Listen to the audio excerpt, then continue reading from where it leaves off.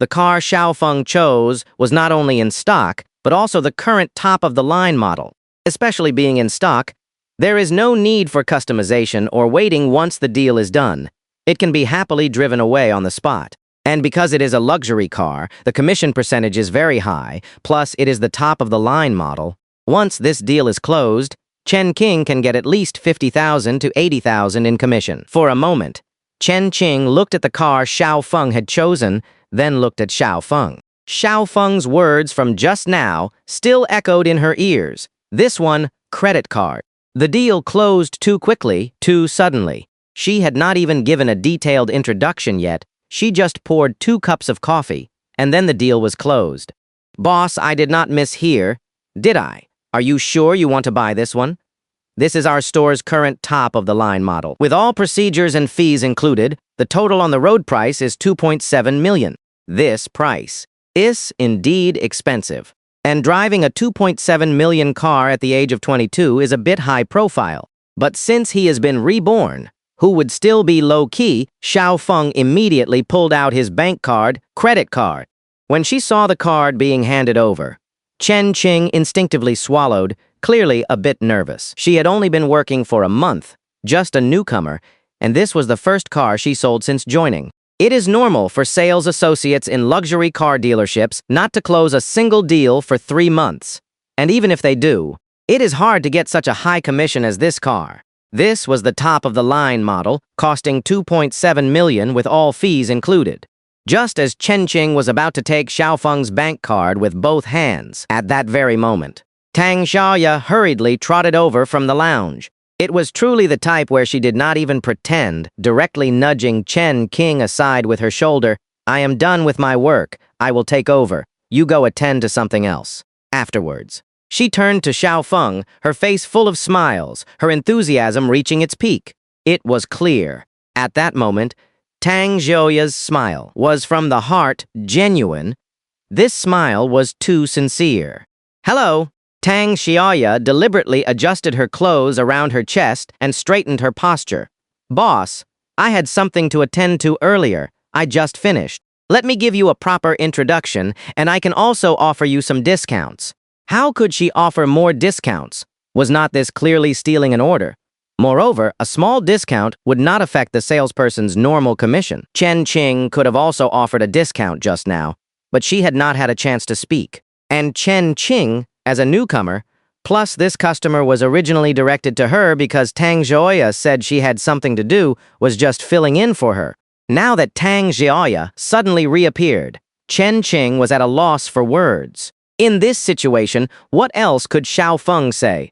Of course, he just watched her performance. All right, then you can reintroduce it to me. Tang Xiaoya immediately brought out her professionalism, introducing everything from the car's exterior to its interior, even the engine.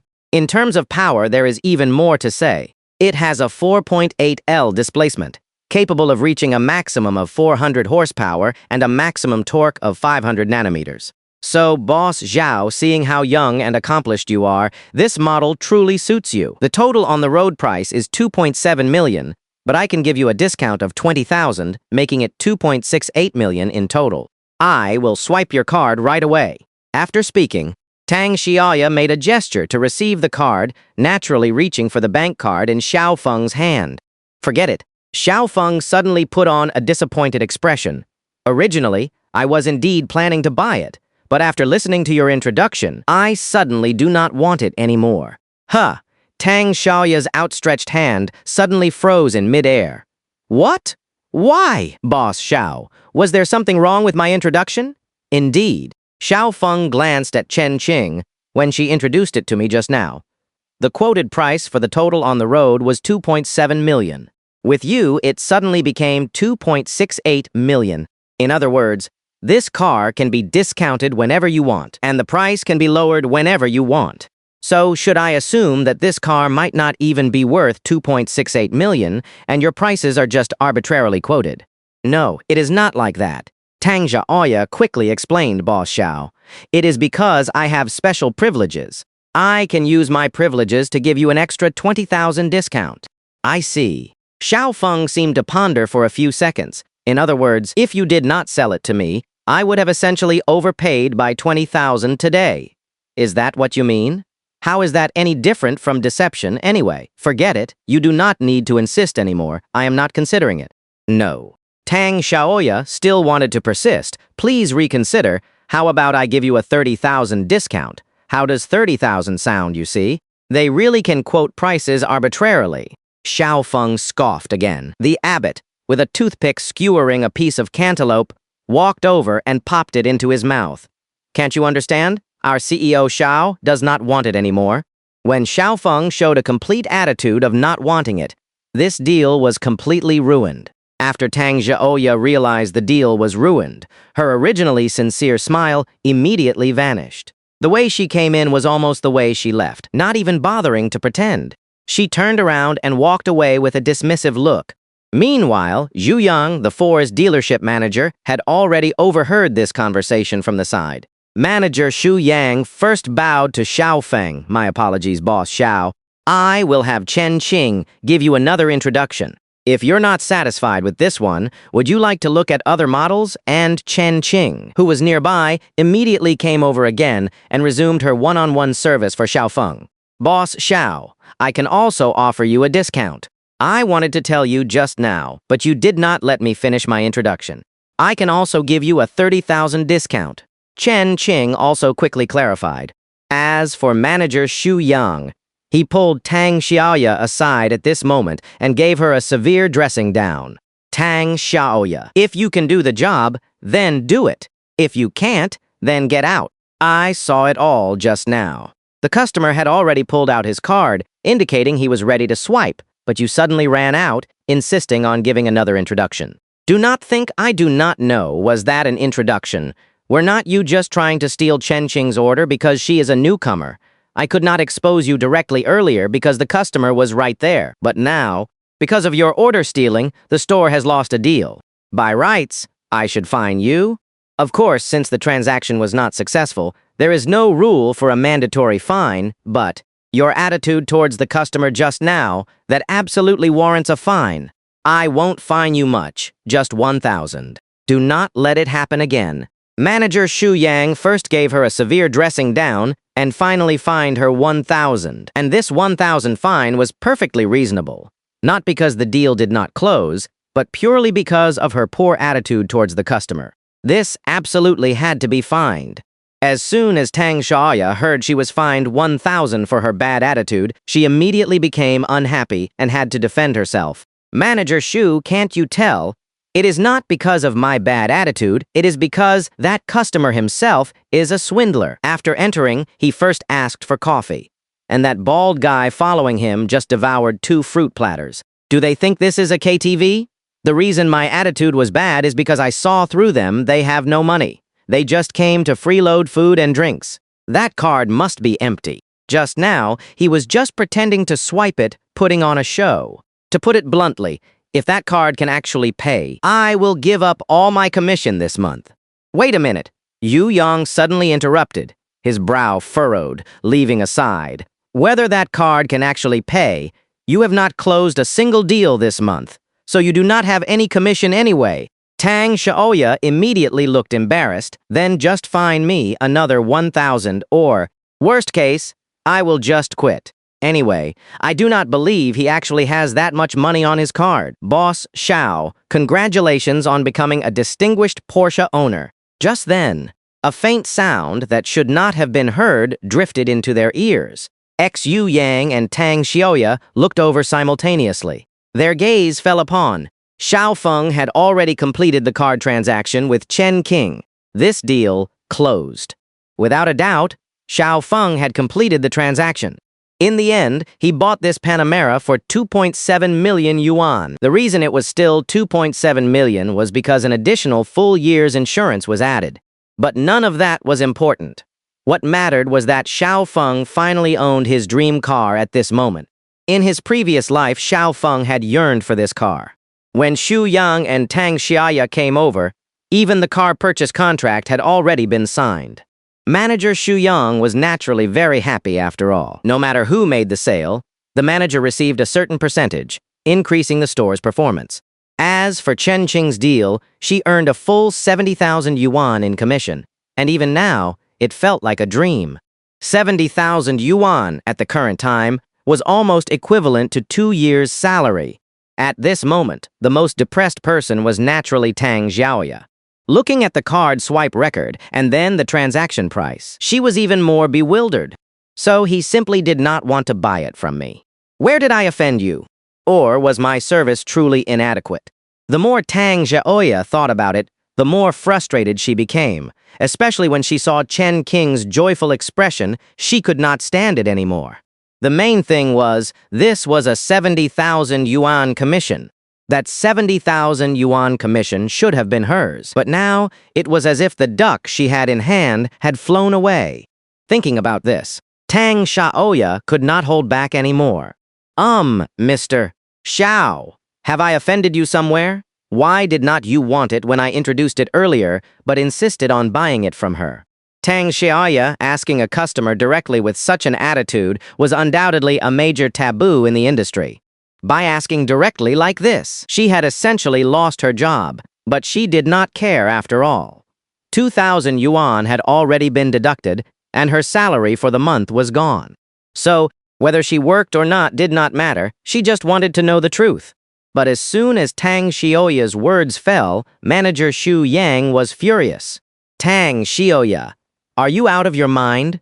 What, does the customer have to explain to you? Do you still want to work here or not? I'm not doing it anymore. Tang Xiaoya did not care anyway. I have not wanted to work here for a long time. Do you really think I care about this 2,000 yuan a month salary? To be frank, when I first came to work here, it was to hook. Tang Xiaoya suddenly paused here, swallowing the words she had intended to say, but then immediately continued. Anyway, I am quitting. I'm going to work with my best friend. She works at a big hotel and earns much more than this. After speaking, Tang Xiaoya took off her ID badge, threw it on the ground, and turned to leave. Honestly, this act of taking off her ID badge and turning to quit looked quite dashing. Originally, Xiao Feng did not want to bother with her anymore, but seeing Tang Xiaoya leaving so boldly, how could he let that happen? She could leave, but not so dashingly. Xiao Feng whispered a few words into Fang Zhang's ear. Fang Zhang immediately nodded. Hey, Fang Zhang shouted at Tang Xiaoya. This, hey, was also meant for her to stop. My name is not Hey. Tang Xiaoya turned her head, her tone still stubborn. I do not care what your name is, Fang Zhang said impatiently, not indulging her. Did not. You keep asking why earlier. Our President Xiao has just told me. At this point, Fang Zhang deliberately raised his voice, ensuring everyone present could hear. Everyone instinctively pricked up their ears, wanting to hear why. Likewise, Tang Xiaoya was very curious. What was the reason? Was it her lack of charm, or had she truly offended Xiao Feng? Because you have bad breath. As Fang Zhang's words fell, some of the other people around could not hold back and burst out laughing. This utterly shattered Tang Xiaoya's last shred of dignity. She had originally intended to stage a dashing, cool, and resolute resignation scene, but the result was like turning back with a smile and blowing a snot bubble. From a bold departure, it turned into wishing she could find a hole to crawl into. Just like that, Xiao Feng finally owned his first car in life. This was not about regret, but about his dream. After everything was done, Xiao Feng drove his new car home first thing to pick up Li Jinian. No other meaning, just taking the young lady for a drive. Xiao Feng opened the car window, feeling the wind along the way and enjoying the passing scenery. As the penetrating taillights illuminated the night and the perfect lines cut through the city's dazzling neon, at this moment there was only freedom and ambition. 22 years old, starting from scratch, driving a 2.7 million yuan car, with a beautiful and virtuous girlfriend sitting in the passenger seat. At this moment, being young and accomplished, full of youthful spirit, and having both a successful career and love life, all seemed to become labels for Xiao Feng. And Li Jinian, sitting in the passenger seat, felt even happier than Xiao Feng at this moment, and was even happier for Xiao Feng. Li Jinian quietly watched Xiao Feng driving at this moment. She was happy, blissful, and full of aspirations for the future. Xiao Feng. Thank you. Out of the blue. Why are you saying thank you again? Because you are rich now and you're still willing to be with me, not abandoning me. So I want to thank you. Xiao Feng said with a teasing tone. What? Was I the kind of person in your heart who would abandon his wife once he got rich?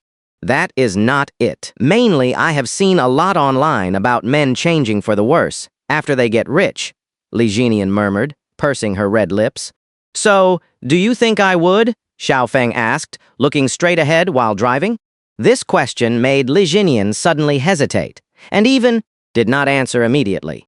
She hesitated for a full 3 seconds. In that instant, a hint of imperceptible humility flashed in Li Jinian's eyes. Even though Xiao Feng had given Li Jinian enough sense of security, at this moment, Li Jinian was still a little scared. Xiao Feng, to be honest, I do not know either. When I was with you before, I actually used to overthink things a lot. Especially back then when you were still in school and I had already graduated and started working, I was afraid that other girls at school would try to seduce you and steal you away from me. But I never doubted you then, and I knew you were not that kind of person, but I just had those worries. I would overthink. And now your situation goes without saying. You have money, a career, you are young and accomplished, and you are so handsome. In your situation, there are countless girls outside who want to seduce you. I find it hard not to overthink. Then look at me. I'm already 3 years older than you. I do not have a job now, and you even paid for my illness. There are too many girls out there better than me.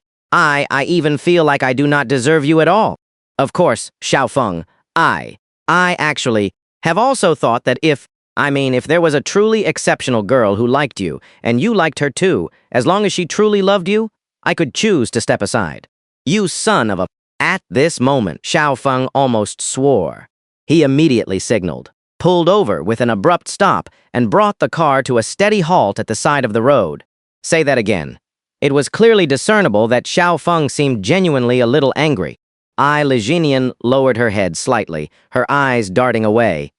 I was just saying it casually.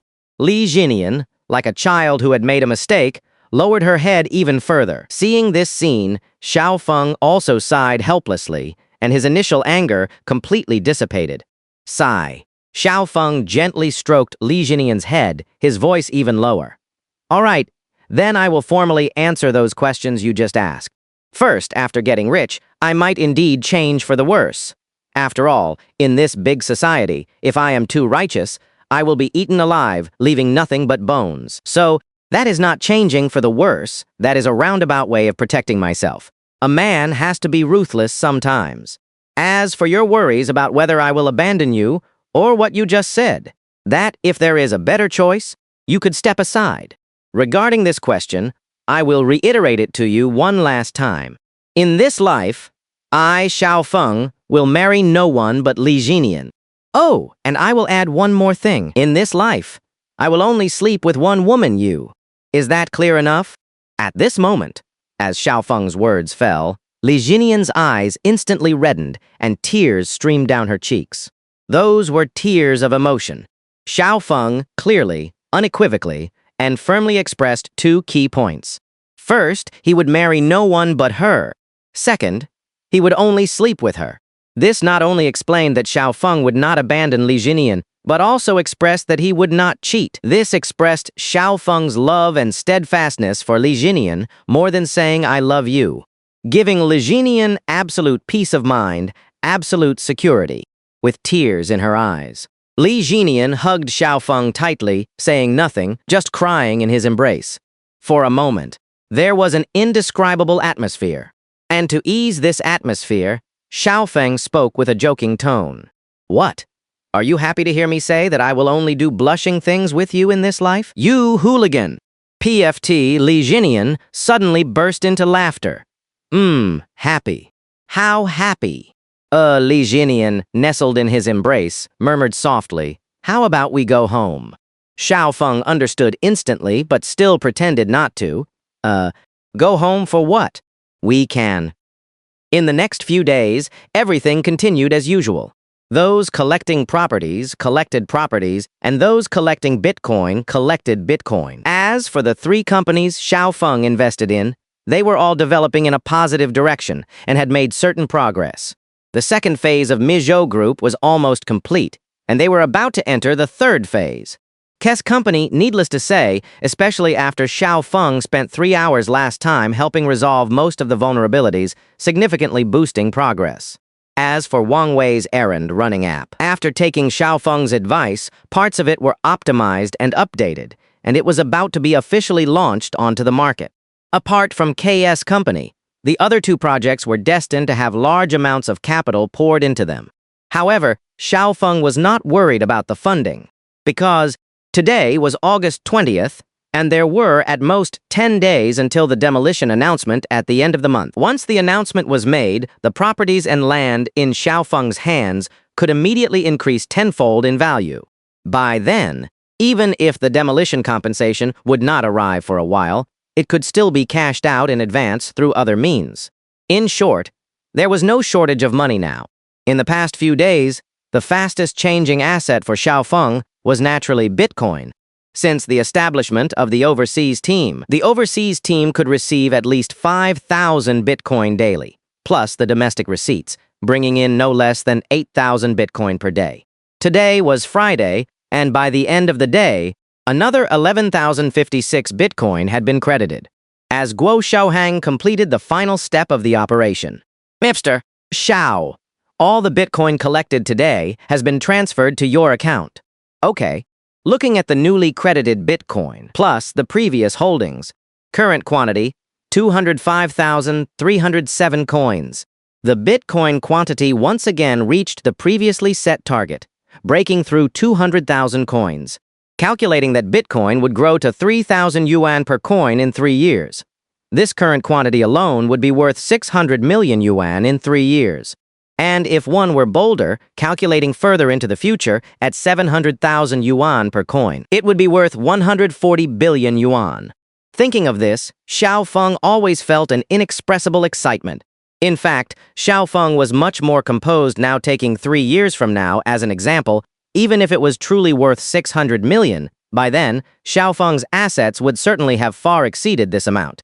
Even if it were placed more than a decade later, even if it truly reached 140 billion by then, the market value of the three companies Xiaofeng currently invested in would far exceed that amount. After all, more than a decade later, Xiaofeng would possess hundreds of billions just from the shares of Mijou Group and K's. And this Bitcoin was merely an additional asset. It would not change Xiaofeng's social class at that time, because true assets were those super factories, the future super conglomerates. Therefore, Xiaofeng once again had a new small goal. Let us save some more Bitcoin.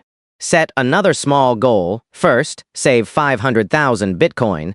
Xiaofeng was not at all worried that he would affect Bitcoin's future appreciation. This thing was ultimately propped up by capital and consortiums. Xiaofeng's future Polaris company would inevitably become one of the largest capitals. It could even be said that Xiaofeng could then use his capital leverage to push Bitcoin's price to new heights. Perhaps it could be pushed to 800,000 yuan per coin, or even 1 million yuan per coin. Precisely for this reason, Xiaofeng never worried that his increased Bitcoin holdings would cause the market to completely collapse. Moreover, in his memory, the founder of Bitcoin always held 1.1 million Bitcoin. Even the fourth-ranked holder had nearly 600,000 Bitcoin. And Xiaofeng's current large-scale early accumulation was equivalent to indirectly taking a share of the Bitcoin holdings of the top 10. For example, the second, third, and fourth-ranked holders. More than a decade later, their average holdings might have been 600,000 coins, but with Xiaofeng's appearance, their average holdings might eventually become 550,000 coins per person. And these would be equivalent to indirectly ending up in Xiaofeng's hands. Of course, not just the second, third, and fourth, but also the top 10 holders and the top 100 holders. All of them might see their proportion of holdings decrease due to Xiaofeng's emergence. Those who originally held 10,000 coins might end up holding only 9,000 coins. But no matter what, Xiaofeng would not affect Bitcoin's normal appreciation, and, most likely, Bitcoin's future price might even break through a higher ceiling because of Xiaofeng. One more point, no matter how much Xiao Feng accumulated, it would not affect the original quantity held by the #1 Bitcoin founder. Because no one knew who the #1 founder was, but his quantity was fixed and always held in his hands even more than a decade later. It was never sold, always remaining at 1.1 million coins. But from the 2nd to 10th ranked holders, their Bitcoin quantities gradually increased and accumulated over time. So, Xiao Feng's current large-scale accumulation of Bitcoin only needed to get him into the top 3. Xiao Feng was not competing for the #1 spot, but for the top 3. As one of the future major capitals, he could certainly contend for it. As such, it was decided. The new small goal first, save 500,000 coins. Mr. Xiao, we have negotiated another 6 households today, the kind that can have transfer procedures handled tomorrow. Just then, Dahu's team also returned to the company, all of them drenched in sweat. The results of collecting properties today were still good. They had successfully negotiated 6 households. Even if each of these 6 households only had a little over 30 square meters, that was still nearly 200 square meters in total, with a total transaction price of 600,000, but they could receive 6 million in demolition compensation. Everyone did a good job today. Tomorrow and the day after are Sunday, so everyone should rest well. Mr. Xiao, I do not want to rest. I have nothing to do when I rest anyway. I still want to keep collecting, Guo Xiaohang quickly said. Guo Xiaohang had worked for a total of 1 week, and in that week, he alone had collected over 20,000 Bitcoin, with commissions alone exceeding 20,000. This guy genuinely did not want to rest, mainly because it was too profitable. Mr. Xiao, we do not want to rest either. Hu also spoke up immediately. We want to keep collecting on Saturday and Sunday too. Mr. Xiao, our first team feels the same. We can collect a few more properties on Saturday and Sunday. We really do not want to rest. For a moment, all 3 teams did not want to rest. Perhaps this was the effect of good benefits and super high commissions. People did not even want to take a break. Xiao Feng felt quite pleased seeing everyone so motivated. Of course, Xiao Feng knew better than anyone that everyone was here to make money, which was why he gave as much money as possible, ensuring full benefits. How can you not rest? Xiao Feng suggested. How about this? You can take turns resting. Anyway, each of your teams has at least 3 people, so you can rotate shifts. But if you do not rest at all, it definitely won't work. You must balance work and rest. And if you do not rest or entertain yourselves, what is the point of making money, right? As for how to rotate shifts, each of your teams can decide among yourselves once you have discussed it. Also, I just thought about it. After all, the company issues salaries on the 3rd of each month, and today is only the 20th, so there are still 13 days to go. Therefore, fearing that everyone might not have living expenses, I will give everyone another 1,000 yuan red packet today. Everyone have a good rest. Xiao Feng was once again so boundless with his generosity. It was originally just about resting, but out of nowhere, everyone in the company received another 1,000 yuan red packet. Every time, he did not ask if people wanted it, just forcefully gave it. Mainly Xiao Feng was happy today. Bitcoin had broken through 200,000 coins, and the properties in his hands had reached 135 sets. These were all the results of the entire company's collective efforts, and the future income they could generate would far exceed their currently visible value. Xiao Feng seemed to be casually handing out red packets, but in reality, he was deliberately finding slightly suitable excuses to give everyone as much money as possible. It was a form of indirect subsidy. Mr. Xiao is awesome. Thank you, Mr. Xiao. Mr. Xiao is generous. All right, no need to be polite. Oh, by the way, Fang Zhang, withdraw another 3,000 yuan. Tomorrow is a day off, right? Take everyone out for a good meal and drinks tonight. Mainly, I have another dinner engagement tonight, otherwise I would have joined you all for a get-together. Have fun, everyone.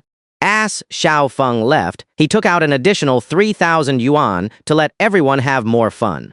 After Xiao Feng finished speaking, he only left behind a dashing silhouette.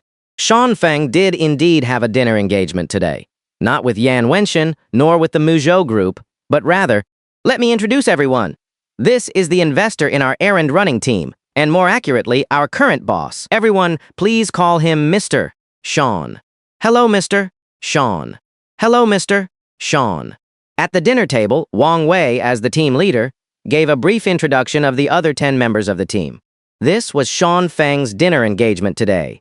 Since Monday, when Sean Feng invested 1 million in the errand running app, he was now effectively the boss behind the scenes. He was no longer just a simple investor after all. Sean Feng owned 90% of the total shares. The other 10 members of the team, upon meeting Sean Feng for the first time, showed absolute respect and repeatedly expressed their gratitude. Mr. Sean, thank you. If it were not for you, we might have already disbanded by now. Yes, Mr. Sean, thank you for your investment. You have temporarily saved our livelihoods, otherwise we would not even be able to pay salaries. Exactly. Exactly. That is what I wanted to say. It is, thanks to Mr. Sean investing 1 million on Monday, otherwise, I actually wanted to resign that very evening. If you ask me, the most generous thing Mr. Sean did was not just investing 1 million, but also giving each of us 0.5% of the shares. For a moment, the other 10 members of the team all actively expressed their gratitude to Sean Feng. Sean Feng had indeed given each of the other 10 team members a genuine 0.5% share. Do not underestimate this mere 0.5%. Once this app truly takes off in the future, the market value of that 0.5% will be very, very high. Especially for this type of startup project, it is purely about throwing money at it. Sean Feng invested the money himself, and others still received shares for free. How could they not be grateful? Wang Wei even cleared his throat, a somewhat triumphant expression on his face. Speaking of gratitude, I really should kowtow to Mr. Sean. Not only did he give me back all the 350,000 I invested, but he also gave me an additional 5%. Come on, let us all raise a toast to Mr. Sean. After raising their glasses, Sean Feng officially got acquainted with everyone. Although these were not direct employees, Sean Feng was indeed the nominal true boss. Moreover, everyone genuinely regarded Sean Feng as their boss, and the errand running team was affiliated with Polaris Company. Sean Feng naturally adopted the demeanor of a boss. All right, everyone has worked hard these past few days. Just now, Wang Wei showed me the new results achieved in the last 2 days. Now, this app can be considered officially formed. Next, we need to consider promotion. As for the promotion model, I would like to hear everyone's suggestions and methods first. Those with ideas can speak up boldly. As the boss, even if Sean Feng had better ideas and plans, he still symbolically listened more to his employees' thoughts and suggestions, which also showed respect for everyone. Mr. Sean, regarding promotion, I do have a good idea, said a somewhat plump man named Jiang Tao, raising his hand. Tell me. Mr. Sean, it is like this. I think our current delivery price is indeed a bit expensive. 8 yuan within 3 kilometers, and then an additional 5 yuan for every extra kilometer. This price is indeed rarely accepted by people. So I think if we want to promote it, we should appropriately lower the delivery fees again. Although we are not making money now, if we do not lower the delivery fees, the group that accepts it will still be a minority, making promotion even harder. I personally believe that the delivery fee can be halved. For example, the original 8 yuan delivery fee could be changed to 4 yuan. This would be more conducive to promotion, and customers would be more likely to accept it. After Jiang Tao finished speaking, the others also nodded in agreement, all feeling that it made sense. This was already the biggest challenge at present. Everyone knew that for more effective promotion, delivery fees would definitely have to be lowered. But the reality was that even without lowering delivery fees, the current model was not making any money at all. And if they lowered them, they would make even less money. But only Sean Feng knew in his heart that true promotion was not just about lowering delivery fees, it was about giving away money. However, Sean Feng did not interrupt Jiang Tao midway, but patiently listened until he finished. Does anyone else have other ideas? Speak up boldly. Me, said Sunzi, opening his mouth. Mr. Sean, I think that for more successful promotion, we not only need to lower delivery fees but also add another item. That is, to have the shop owners also add our app. This can greatly improve efficiency. Previously, after a customer selected a merchant on our app, Our riders would arrive at the merchant, purchase the items on site according to the customer's order, and then deliver them to the customer. This was very time-consuming. But if our app could synchronize with shop owners, once a customer placed an order on the app, the shop owner would receive the order and could prepare the meal in advance. We would just go and pick it up.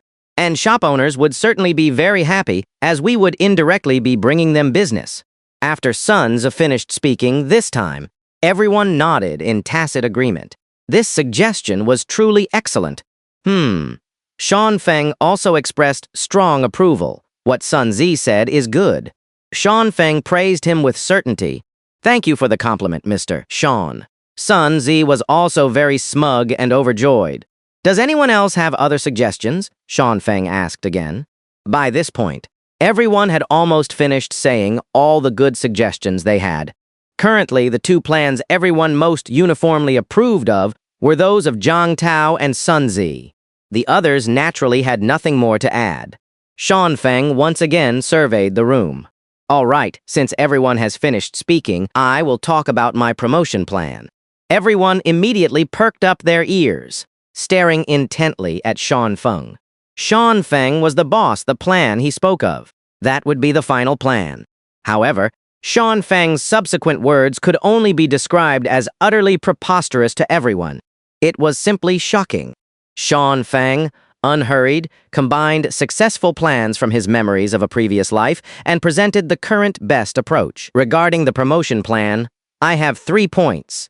First, concerning delivery fees, we are not going to have them from the original amount, but rather offer free delivery.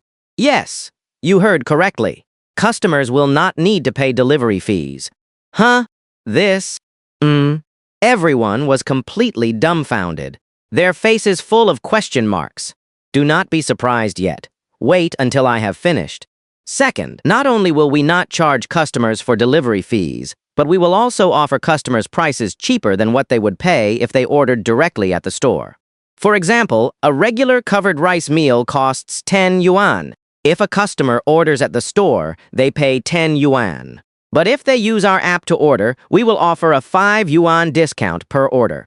In this way, customers will only need to spend 5 yuan to get this lunchbox meal, and it will be delivered directly to their homes. Yes, you heard correctly. A 10 yuan covered rice meal can be delivered to your home for just 5 yuan. I told you all. Do not be so surprised. Look at all of you. Sean Feng continued. Third, regarding the merchants. We not only need to promote to customers, but also promote to the merchants themselves. Still using the 10 yuan lunchbox meal as an example. Normally, a merchant sells a lunchbox meal for 10 yuan. But as long as a customer orders on the app and the merchant has our app, then, for this order, we will additionally subsidize the merchant by 5 yuan for the original 10 yuan covered rice meal.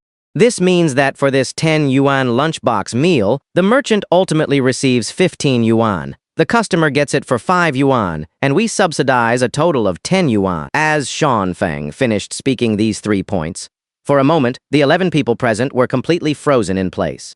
This astonishing plan made the 11 team members feel like they were about to disband on the spot. It felt as if the sky had fallen. There was no way around it at this current time. With everyone's current promotional mindset, they simply could not comprehend such a heaven-defying promotion plan. Mipster, Sean, are you joking? Mipster, Sean, what? What about our riders then, delivering an order with no delivery fee, and even paying out of pocket? Mipster, Sean, this is not promotion, this is purely giving out benefits. After Xiaofeng finished explaining the promotion plan, not one of the 11 team members remained calm. It completely exceeded their understanding. As they said, this was not promotion, this was purely about providing benefits, but precisely because of this, it truly had promotional power. Because in later generations, countless teams, big and small, would compete more and more fiercely in the future, and the internal competition would become more and more severe.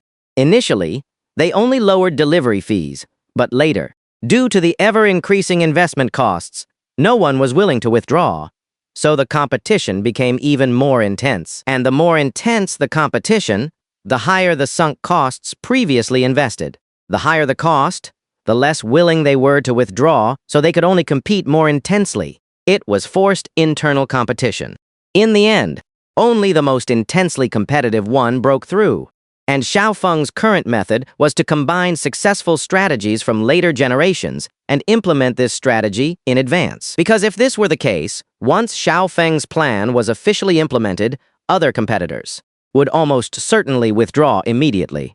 For example, currently, there are over 1,000 teams of varying sizes in the market. The current investment cost for these teams is between 100,000 and 5 million. Everyone would start competing slowly, but this slow competition would result in more and more costs being invested. Ultimately, the investment cost might reach 50 million yuan.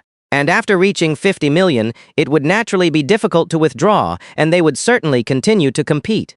When the investment cost reaches hundreds of millions or even billions, they would be even less likely to withdraw. They would only be able to compete to the death, the kind that fights to the very end. And the plan proposed by Xiaofeng was to stifle competitors in the cradle in advance, making the vast majority of competitors directly give up and no longer participate in internal competition. Other competitors can currently only accept lower delivery unit prices, at most free delivery. But Xiaofeng's move was to provide two-way subsidies to both customers and merchants, directly making other competitors abandon the idea of internal competition. After all, current competitors still have very small investment costs and can easily be crushed by Xiaofeng's model, leading them to choose to give up. But if the internal competition were to proceed bit by bit, by the time everyone had grown, the higher the investment cost, the more unwilling everyone would be to withdraw, and they could only compete stubbornly. As a result, Xiaofeng's plan actually indirectly saved other competitors, allowing them to withdraw early, saving them from losing more money. However, the plan proposed by Xiaofeng was unacceptable even to the current team members, mainly because it was temporarily difficult to comprehend. How would they make money? They would just be losing money. Mr. Xiao, we can't do this? If we really do this, no amount of money would be enough to cover the losses. Yes, Mr. Xiao. Is not this essentially giving money to others, and it is giving money for every single order? It means customers will not only have more convenience, but also spend less money. If I were a customer, even if the store was downstairs, I would be too lazy to go downstairs. After all, to save money, I would definitely just order takeout. Wait a minute. As someone from the team was complaining, they subconsciously blurted out the impact this plan could bring. That is right. If this plan were implemented, they would not even need to advertise. Everyone would recommend this platform to each other. But now, it was not just subsidies. There seemed to be something else. Wang Wei also raised a new question once again. Mr. Xiao, I admit, your plan is indeed good, but it is too much of a money pit. And there is also free delivery. With free delivery, how will our riders make money? Faced with numerous questions, Xiaofeng remained unhurried and calm. First, this promotion plan I just mentioned, although it requires a substantial capital investment, you definitely do not need to worry about the funding. I will guarantee everything. And what you need to do is follow my plan and promote the app first.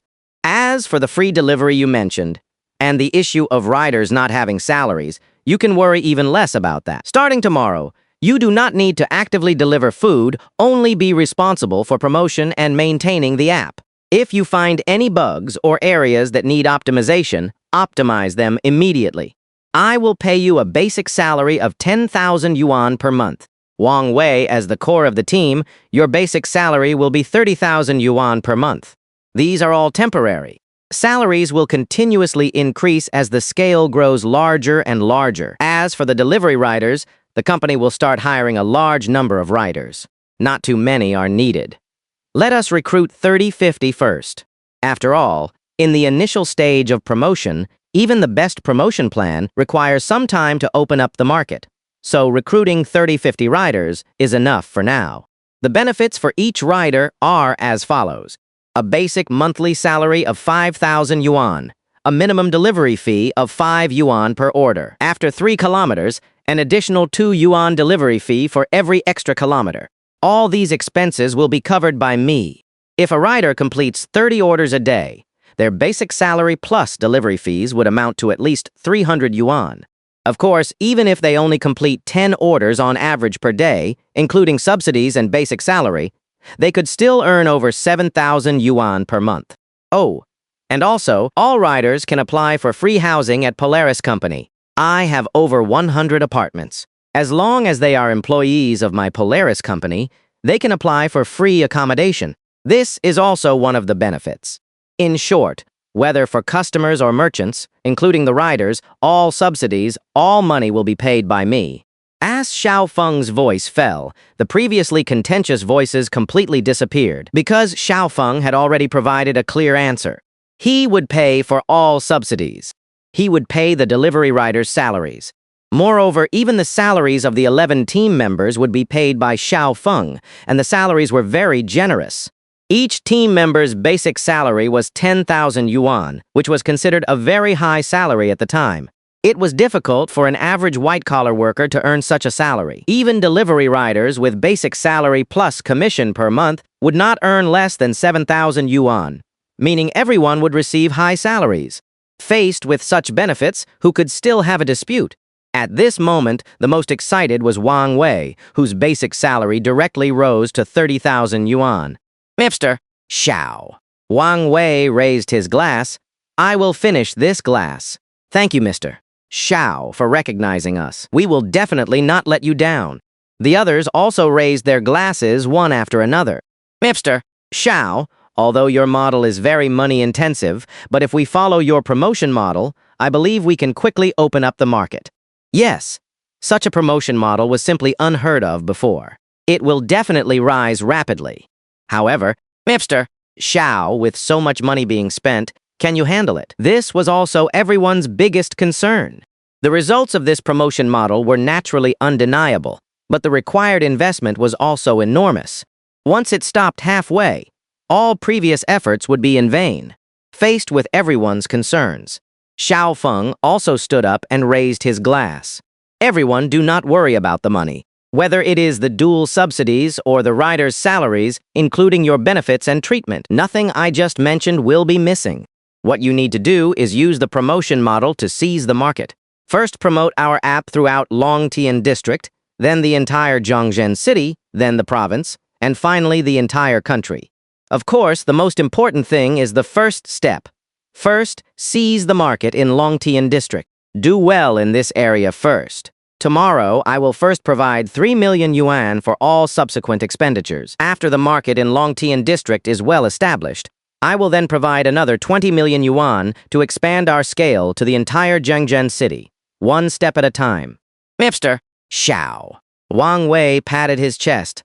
Do not worry. Within 1 month, just 1 month, we will definitely fully occupy the entire market of Longtian District.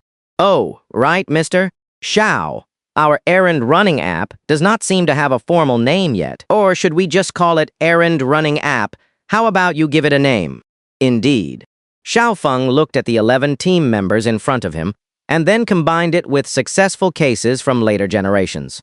No fancy names. The more direct, the better. Let us call it Flash Delivery Home. Read female-oriented novels daily to receive cash red packets. Time flew by, and it was already August 31st. The demolition notice most likely would be issued today.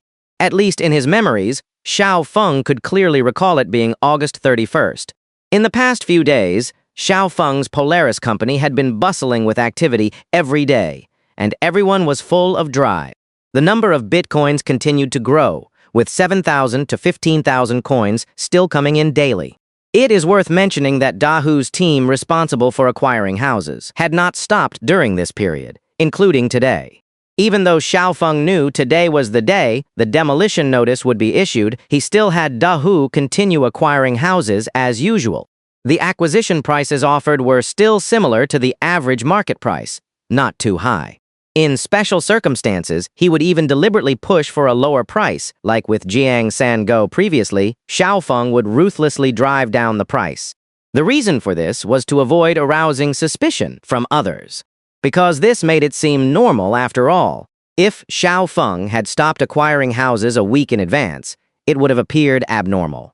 But if Xiao Feng was still advertising to acquire houses, Even knowing today was the demolition day, it would seem more like he was completely unaware. Additionally, not only were houses being acquired during this period, but the land Xiaofeng previously bought with Yan Wenshan for 30 million yuan had also begun construction.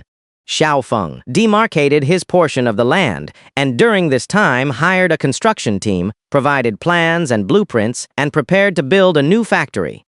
To make the act utterly convincing, as it was already an old factory, Xiaofeng directly flattened the old factory, redug the foundation, and poured cement. This series of operations alone had already cost another million yuan. But the more he did this, the more reasonable everything appeared. Because, to all outsiders currently, it seemed Xiaofeng was building a new factory here, and the houses acquired nearby were all intended to be distributed to employees for free occupancy once the new factory was completed. This was an exclusive benefit of Polaris Company. In fact, this benefit had already begun. Currently, Polaris's subsidiary company, Flash Delivery to Home, had recently recruited over 30 delivery riders. These delivery riders could all voluntarily apply for free occupancy in these houses. Among the houses acquired, some were previously not for rent and were private family residences. So their renovations were quite good, and these houses did not require re-renovation. In such cases, whether it was company employees or these newly recruited delivery riders, they could all apply for free occupancy.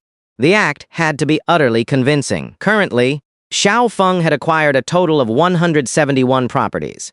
Of these, 35 units were already occupied. Precisely because of this, many people in the nearby community were discussing the matter. Some said that a young boss like Xiaofeng, offering such good benefits, would surely become rich in the future. Others stated that with such welfare benefits, it would be difficult for Xiaofeng to grow strong in the future, as the costs were too high.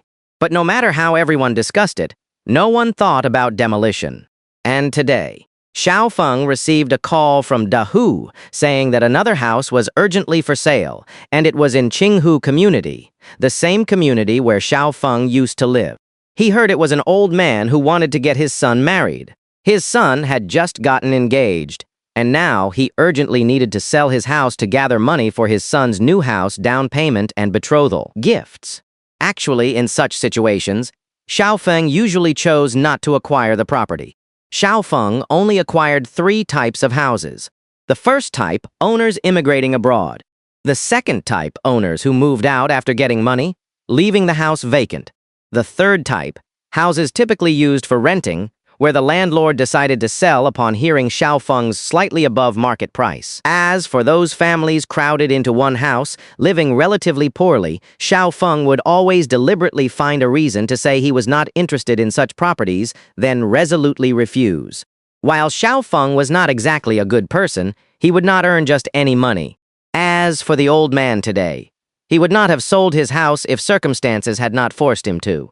The main reason was that the entire family of 3 only had this one house, but his son was already 35, and now that he had finally managed to find a wife, they could only sell the house to gather money for his son's betrothal gifts and down payment.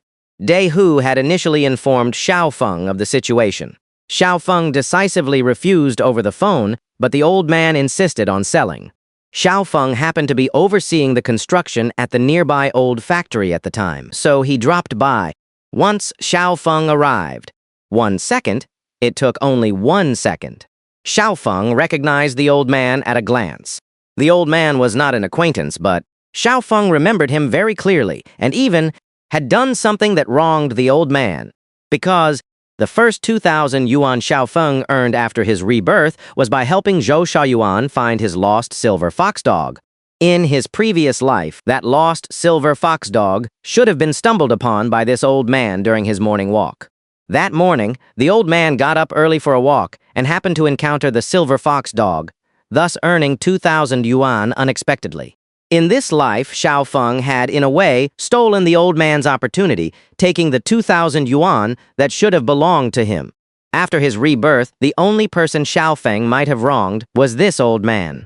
So, when Xiaofeng recognized the old man, he felt a bit awkward and guilty for a moment. And when the old man saw Xiaofeng, he hurriedly walked over, speaking humbly and pleadingly. "Young man, you are the CEO Xiao they are talking about, right?" My house. Why won't you take it? I am in a hurry to sell it to prepare betrothal gifts for my son, so please just take it. I have heard you are building a factory nearby, and many of your employees have already moved here. Although my house is indeed old. But if you just do a little renovation, it will be fine.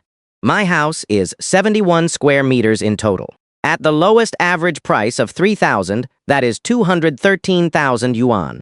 Just give me 200,000 yuan. I am really in a hurry to sell. Old man Kui Zhengde, upon seeing Xiao Feng, clung to him like a drowning man grasping a straw, desperately trying to sell his house. Mainly, he was in urgent need of this money. Facing this situation, Xiao Feng did not want to refuse too obviously, as the person was pleading to sell the house. How about this, old man, Kui Zhengde? I still need to oversee the factory construction this morning. Let us do it this afternoon. When I have some free time this afternoon, I will go with you to handle the house transfer contract. Xiao Feng casually found an excuse to stall. After all, the notice would be issued today. Xiao Feng deliberately dragged it until the afternoon, and once the notice was out, there would be no need for him to say more old man Sui Zhengde would surely not sell. Xiao Feng originally did not want to earn this money from the old man. Even if he pleaded desperately, now Xiao Feng would not take it. He considered it a roundabout way of repaying the favor of those 2,000 yuan. Of course, it had nothing to do with those 2,000 yuan. Xiao Feng simply would not earn this kind of money. Subsequently, Xiao Feng also found a random excuse to go to his construction site. Currently, over a dozen workers were reconstructing the abandoned factory. Xiao Feng also acted like a proper manager, pointing out areas that needed improvement and offering many suggestions. The workers naturally followed instructions. They were paid to do the job, after all. And all of Xiao Feng's actions were just for show once the demolition notice was issued. All of this would become null and void. But one thing was certain. Xiao Feng would definitely pay the workers' wages when the time came, and he would pay them double. Furthermore, for the employees who had already moved into the community, Xiao Feng would also grant them some time off to find new housing and reimburse their rental expenses. In short, Xiao Feng would not mistreat anyone, and everything he did was for the sake of making it appear reasonable. However, while Xiao Feng was overseeing the factory construction, old man Sui Zhengde continuously followed behind him. He seemed afraid Xiao Feng would run off, just waiting for Xiao Feng to finish so they could quickly go process the house transfer contract. Once the contract was signed, the payment could be wired immediately, and he would have the money. But Xiao Feng was deliberately stalling. Because if Xiao Feng had not stalled, perhaps the contract would have already been signed by now. Once the contract was signed, it would be difficult for old man Kui Zhengde to back out. Again, while Xiao Feng was not exactly a good person, he would not earn just any money. Old man Kui Zhengde, please do not follow me anymore. I told you I would go with you to handle the transfer contract this afternoon, when I have time. I truly can't leave right now. Why do not you head home first? Xiao Feng was trying to send him away. Oh dear, Kui Zhengde said with a bitter smile. I do not want to either. It is just that. If this house is not sold today, I do not know what I will say when I go home. But if you sell the house, where will you and your wife live afterward? I heard you only have this one house. Will you live in the new house with your son later? Xiao Feng asked, seemingly casually. Kui Zhengde waved his hand, his face once again showing a bitter smile. It does not matter where my wife and I live. If our son and daughter-in-law can accept it, it would be best for us to live with them. If not, my wife and I can go to a nursing home. In short, the top priority right now is to get our son married. Once this house is sold, the down payment for our son's new house and the betrothal gifts will be enough, and our mission as old folks will be complete. It was that mindset of the older generation again. He wondered who had assigned them such a mission. But this kind of thinking was deeply ingrained after all. There was nothing wrong with wanting children to establish a family and career. Pity the hearts of parents worldwide. How many parents poured everything they had into getting their children married, just as Xiao Feng and old man Sui Zhengde were chatting? Ring, ring. Xiao Feng's phone suddenly rang. It was Yan Wenshin calling. Hello, little brother Xiao Feng, where are you? On the other end of the phone, Yan Wenshin's voice was filled with excitement and urgency. Xiao Feng understood instantly but maintained a calm demeanor. What is wrong, old brother Yan? I am here at the factory overseeing construction. Is something up? Still constructing quickly. Tell them to stop. There is no need for construction anymore. Little brother Xiao Feng, this time I really owe you a huge one. Quickly look at the notice. Dadong District just issued a new announcement about building a commercial city. The land we bought for 100 million yuan has been designated for demolition. I just calculated it according to the compensation specified in the notice. Our land can be compensated for roughly 1 billion yuan. It is being demolished. On the other end of the phone, even though Yan Wenshan was a tycoon with a net worth of billions at this moment, his emotions were somewhat out of control. Yan Wenshan had struggled his entire life, experienced countless setbacks, and encountered numerous opportunities to finally earn a net worth of 1 billion. But this one, demolition, instantly earned Yan Wenshan 700 million. This was 700 million, and it was a sudden windfall from heaven, a cash flow at that. How could Yan Wenshan not be excited? The key was that Yan Wenshan owed all the money he earned to Xiao Feng. It was Xiao Feng who insisted on buying this piece of land and partnered with Yan Wenshan. Otherwise, Yan Wenshan would never have earned this money. So much so that at this moment, Yan Wenshan genuinely wanted to kowtow to Xiao Feng. After receiving Yan Wenshan's call, Xiao Feng was first startled. Then, he put on an act of having just learned the news. What? Old brother Yan, are you serious? Is it really going to be demolished? Absolutely true, Yan Wenshan said, gasping for breath. Let me tell you, they are building a commercial city and the entire surrounding area will be demolished. The official announcement has already been released. The locations within the plan should have been synchronized online. You can check it yourself. This time, our two brothers have really struck it rich. Tonight, at the usual spot, I will treat you well, little brother. You absolutely must come. I will go prepare right now. Yan Wenshan hung up after speaking, having also arranged to meet Xiao Feng at the same old spot. It was unknown what he was going to prepare. After hanging up the phone, Xiao Feng also looked at Cui Zhengde, who was beside him. At this moment, Cui Zhengde had just heard Xiao Feng's conversation on the phone, but had not heard it completely clearly. He only vaguely heard something about a demolition. Moreover, Cui Zhengde did not know where the demolition mentioned in the phone call was. He just looked at Xiao Feng with a puzzled expression. Old Mr. Cui, Xiao Feng said, slowing his tone and with a slight smile on his face. Let me tell you some good news. This place of ours is going to be demolished. Cui Zhengde was already old and could not react immediately, thinking Xiao Feng was referring to the factory building in front of them. Demolished instead, a hint of worry appeared on Cui Zhengde's aged face. If it is demolished, then your factory won't need to be built. Will it? If it does not need to be built, then? Then will you still buy my house? Oh, Uncle Cui, Xiao Feng deliberately supported Cui Zhengde's arm. It is not just my factory building that is going to be demolished. The surrounding residential areas will also be demolished, including your home. Yes, Uncle Cui, you heard correctly. Your home will also be demolished. And based on the compensation, your house could be worth over 2 million. As Xiao Feng finished speaking clearly upon hearing the news, Cui Zhengde nearly fainted from excitement, almost collapsed. Fortunately, Xiao Feng had already supported Cui Zhengde. Otherwise, he likely would have fallen. Really, even though Cui Zhengde was old, a film of tears instantly appeared in his eyes. Yes, the announcements have all been released. Xiao Feng confirmed once more. And after answering, Xiao Feng added with a hint of playfulness, so, Uncle Cui, will you still sell that house to me? Haha. After reacting, Cui Zhengde excitedly grabbed Xiao Feng's hand. Thank you, boss, Xiao. It is a good thing you had something to do this morning. Otherwise, Alice. All right, Uncle Cui. Xiao Feng also helped Cui Zhengde to the side. You are a bit emotional right now, so rest here for a bit, then go home later. Okay.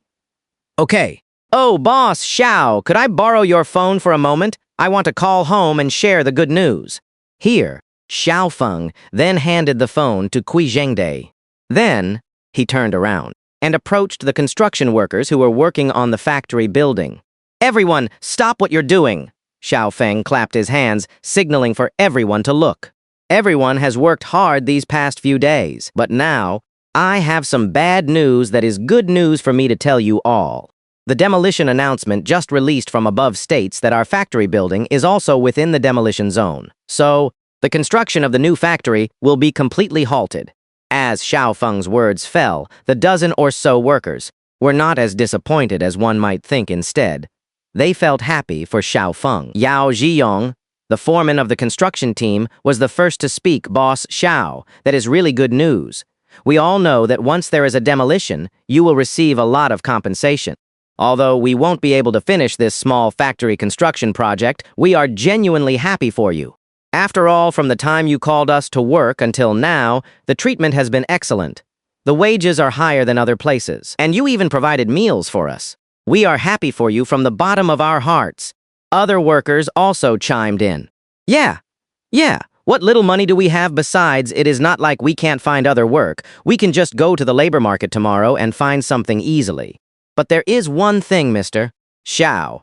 We workers really have to thank you these past few days. You have been absolutely too good to us. Indeed, I have worked on construction sites for so many years, and this is the first time I have met such a good boss like you. So, we wish you great prosperity, boss. Saying this, everyone began packing their things, intending to leave. Everyone, wait a moment. Xiao Feng took out 3,000 yuan from his pocket and handed it to the foreman. Yao Zhiyong, take this 3,000 yuan and treat everyone to a good meal at a big restaurant. It is on me. Additionally, for everyone, all wages for this period will be paid to you at double the rate. Previously, it was agreed that master workers would get 240 a day, and apprentice workers 160. Now, all of that will be doubled. Tomorrow, go directly to Polaris Company. I will inform the finance department in advance, and you can collect it directly. Undoubtedly, Xiao Feng concluded in a very generous manner, paying double the wages for everyone. The workers also expressed their immense gratitude. Boss Xiao, thank you. Truly, thank you so much. Thank you, Big Boss Xiao. You truly live up to being a big boss at such a young age. So good fortune really does follow Big Boss Xiao. Xiao Feng also showed a pleased smile amidst these praises. Oh, right? Xiao Feng looked at the foreman, Yao Zhiyong, again. You won't be changing your phone number, will you? If there is work next time, I will contact you again. No, I won't change it, Boss Xiao, rest assured. Anytime you need us, one phone call, and I will immediately bring people to serve you diligently. Good then. Until our next collaboration. All right, Yao Zhiyong agreed readily, and then he shouted to the workers, everyone, quickly pack up. Once we are done, let us go to a big restaurant for a good meal and drinks. Big Boss Xiao is treating us. Thank you, Big Boss Xiao. Thank you, Boss Xiao. Thank you, boss. Just like that, Xiao Feng showed his sincerity and provided ample benefits to these workers. The workers were happy. Xiao Feng was also happy. Everyone was happy. Mr. Xiao. Mr. Xiao. Just then, Dahu ran over in a hurry, his face also beaming with excitement. Mr. Xiao. It is being demolished. It is being demolished just now. I saw some people come into the residential area and post announcements on every community bulletin board. All these staff quarters we acquired earlier, they have all caught the wave of demolition now. Go take a look quickly. Today was destined to be a happy and joyful day, as well as a busy one. Ever since the demolition notice came out, it felt like the people around Xiao Feng were even more excited than he was. Especially these employees, every one of them was genuinely happy for Xiao Feng. Because Xiao Feng was incredibly good to his employees. And with the boss suddenly making such an unexpected fortune, the company would be even less likely to go bankrupt. If the company did not go bankrupt, employees could always enjoy such good benefits and never lose their jobs. Therefore, as long as the salaries and benefits were good, employees genuinely worried more about the company's future than the boss, wishing the boss would earn more and more, and the company would get better and better. At this moment, Xiao Feng also seriously began to look at the information on the notice, regarding the scope of the plan and everything related to compensation.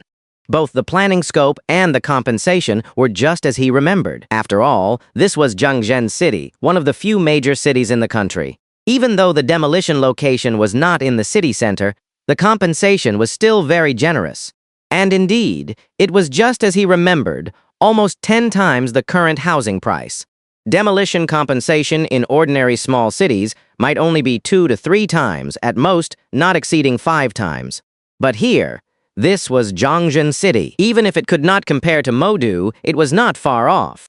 Over such a long period, Xiao Feng, including Lu Hongmei's one apartment, had a total of 171 apartments under his name. Adding to that, there was the factory land worth 100 million. Xiao Feng owned 30%, which was 30 million. As for these 171 apartments, Xiao Feng had already calculated them. They totaled 7,866 square meters.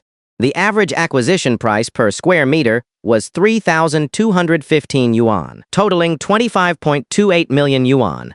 As for the compensation, there would be some differences according to the corresponding properties, but even with those differences, it would ultimately reach 30,000 per square meter. In other words, from these houses alone, Xiao Feng could receive over 200 million in compensation. And that factory was the biggest part. Even if Xiao Feng only owned 30%, the compensation could still be around 300 million. After all, this was land. According to the normal process, within 15 days at the fastest, the Housing Expropriation Department of the Housing and Urban Rural Development Bureau would call Xiao Feng to ask if he had any objections to the demolition terms. If there were no objections, he could go directly to sign the contract. Moreover, for someone like Xiao Feng, who held 171 households, it would, in a sense, make things easier for the expropriation department. After all, once an agreement was reached with Xiao Feng, it would be equivalent to resolving the demolition work for 171 households all at once. Because whenever there is demolition, there will always be residents who do not want to move, or who will demand exorbitant prices, making the workload very heavy. So in Xiao Feng's situation, the expropriation team would actually have a much easier time. At that time, they might even use Xiao Feng as a positive publicity example, promoting him well to show that, as long as the contract was signed, the money would be instantly deposited. Therefore, if all went well, within a month, the number on Xiao Feng's card would likely reach 500 million, 50 billion million. By then, Li Jinian would surely pamper Xiao Feng until he was completely overwhelmed. Of course, Li Jinian did not know about this yet, and even less did she know that Xiao Feng had been accumulating so many properties outside. Mainly, Li Jinian was currently undergoing treatment every day, and Xiao Feng also wanted to give her a surprise. Afterwards, Xiao Feng returned to the company. At this moment, all company employees, including the delivery riders hired by the company's flash delivery home service, already knew about the demolition. Among all these employees, including the delivery riders, 33 of them had already moved into these demolition apartments in recent days. At the time, Xiao Feng had done it to make the act seem real, and also because he was originally promoting free housing for employees. But now that the notice had been issued, these employees naturally all had to move out. And Xiao Feng immediately held a meeting. I believe everyone already knows that I originally planned to build a factory in Qinghu Street and acquired over 100 apartments for employee housing. But now, it is facing demolition. Therefore, for everyone who has moved into these demolition apartments, I'm giving each of you a week's vacation. Your vacation pay will be calculated normally, and you will use this week to find new rental housing. Of course, all expenses, including rent for the new housing, will be fully reimbursed by the company. Furthermore, everyone will receive a 1,000 yuan housing subsidy every month thereafter. In other words, starting today, any employee of my Polaris company who rents housing outside will receive a 1,000 yuan monthly subsidy. Undoubtedly, Xiao Feng had launched another welfare program. Paid time off for house hunting, 40,000 yuan monthly housing subsidy per person. In the current year of 2010, a 1,000 yuan monthly housing subsidy was almost equivalent to reimbursing rent, because most rental apartments cost between 500 and 1,500 yuan per month, and every single employee would receive the subsidy. As his words fell, everyone applauded. Thank you, Mr. Xiao. Thank you, Mr. Xiao. However, Mr. Xiao, I do not need a week to find a house. I can find a new one in 2 days at most, and I will come back to work immediately after finding it. Me too. I do not need a week's vacation to find a house, 3 days at most. Mipster, Xiao. 1 day is enough for me. I can find a new house in 1 day. Mipster, Xiao. I can just use the weekend to find a house, no need for vacation. Yeah, the weekend works too. I do not need a vacation either. It was clear that even though Xiao Feng wanted to give everyone a vacation, no one wanted to take it, as if the company was their own home. But Xiao Feng would still give it, as salaries would be paid normally during the vacation anyway. In this way, Xiao Feng not only resolved the issue with the construction team at the factory, but also addressed the employees' housing problems, settling both sides very appropriately.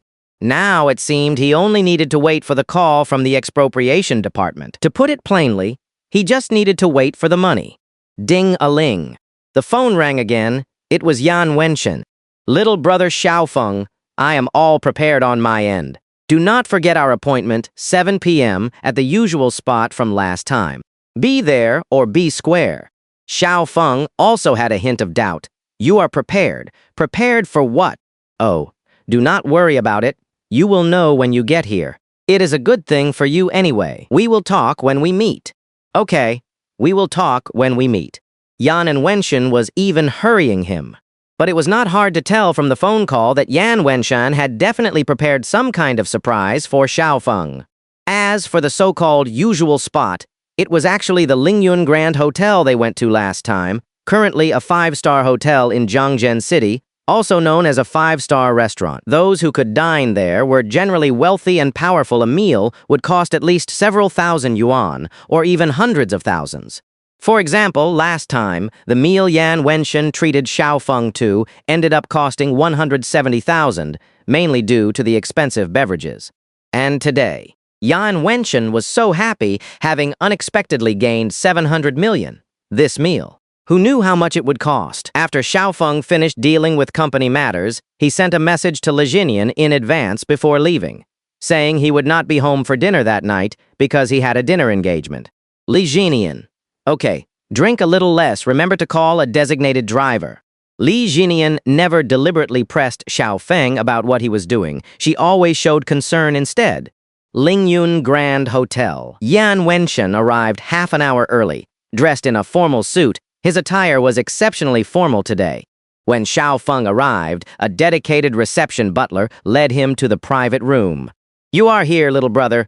Xiao Feng. Yan Wenshen was incredibly excited upon seeing Xiao Feng quickly standing up, and actually taking the initiative to pull out a chair for Xiao Feng, doing what a reception butler should do. Seeing this scene, Xiao Feng also chuckled, teasing him. Big brother Yan, what are you doing? I am a bit unaccustomed to this.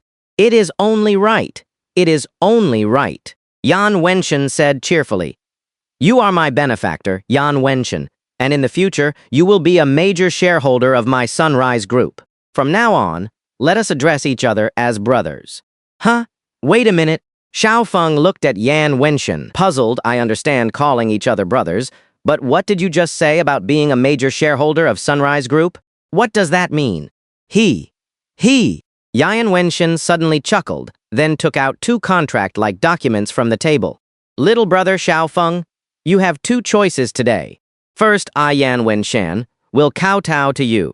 Second, sign both of these agreements, and then I won't have to kowtow to you. 2 options, you choose one. I really do not want to kowtow to you, after all. I am already this old, so do not make it too difficult for me. As Yan Wenshen finished speaking, he placed the 2 contract agreements in front of Xiao Feng.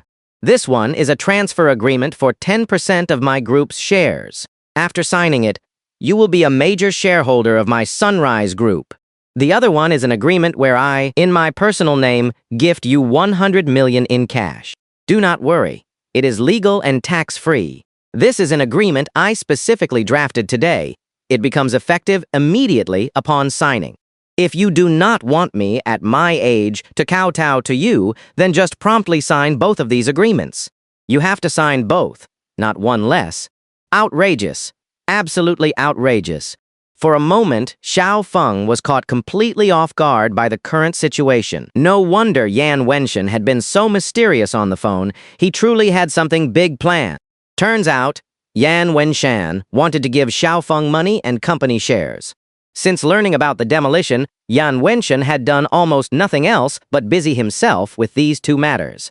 First, Yan Wenshan took out 10% of his company shares and gifted them to Xiaofeng. For a group worth 1 billion, 10% of the shares amounts to 100 million. And these 10% shares indeed qualify as a major shareholder stake. Because most shareholders in a group might only own a few percent or even 0.several%, the larger the group, anyone holding over 5% can be considered a major shareholder. Someone like Yan Wenshan, who is practically the absolute authority in Rishing Group and founded it himself, only held 32% of the shares.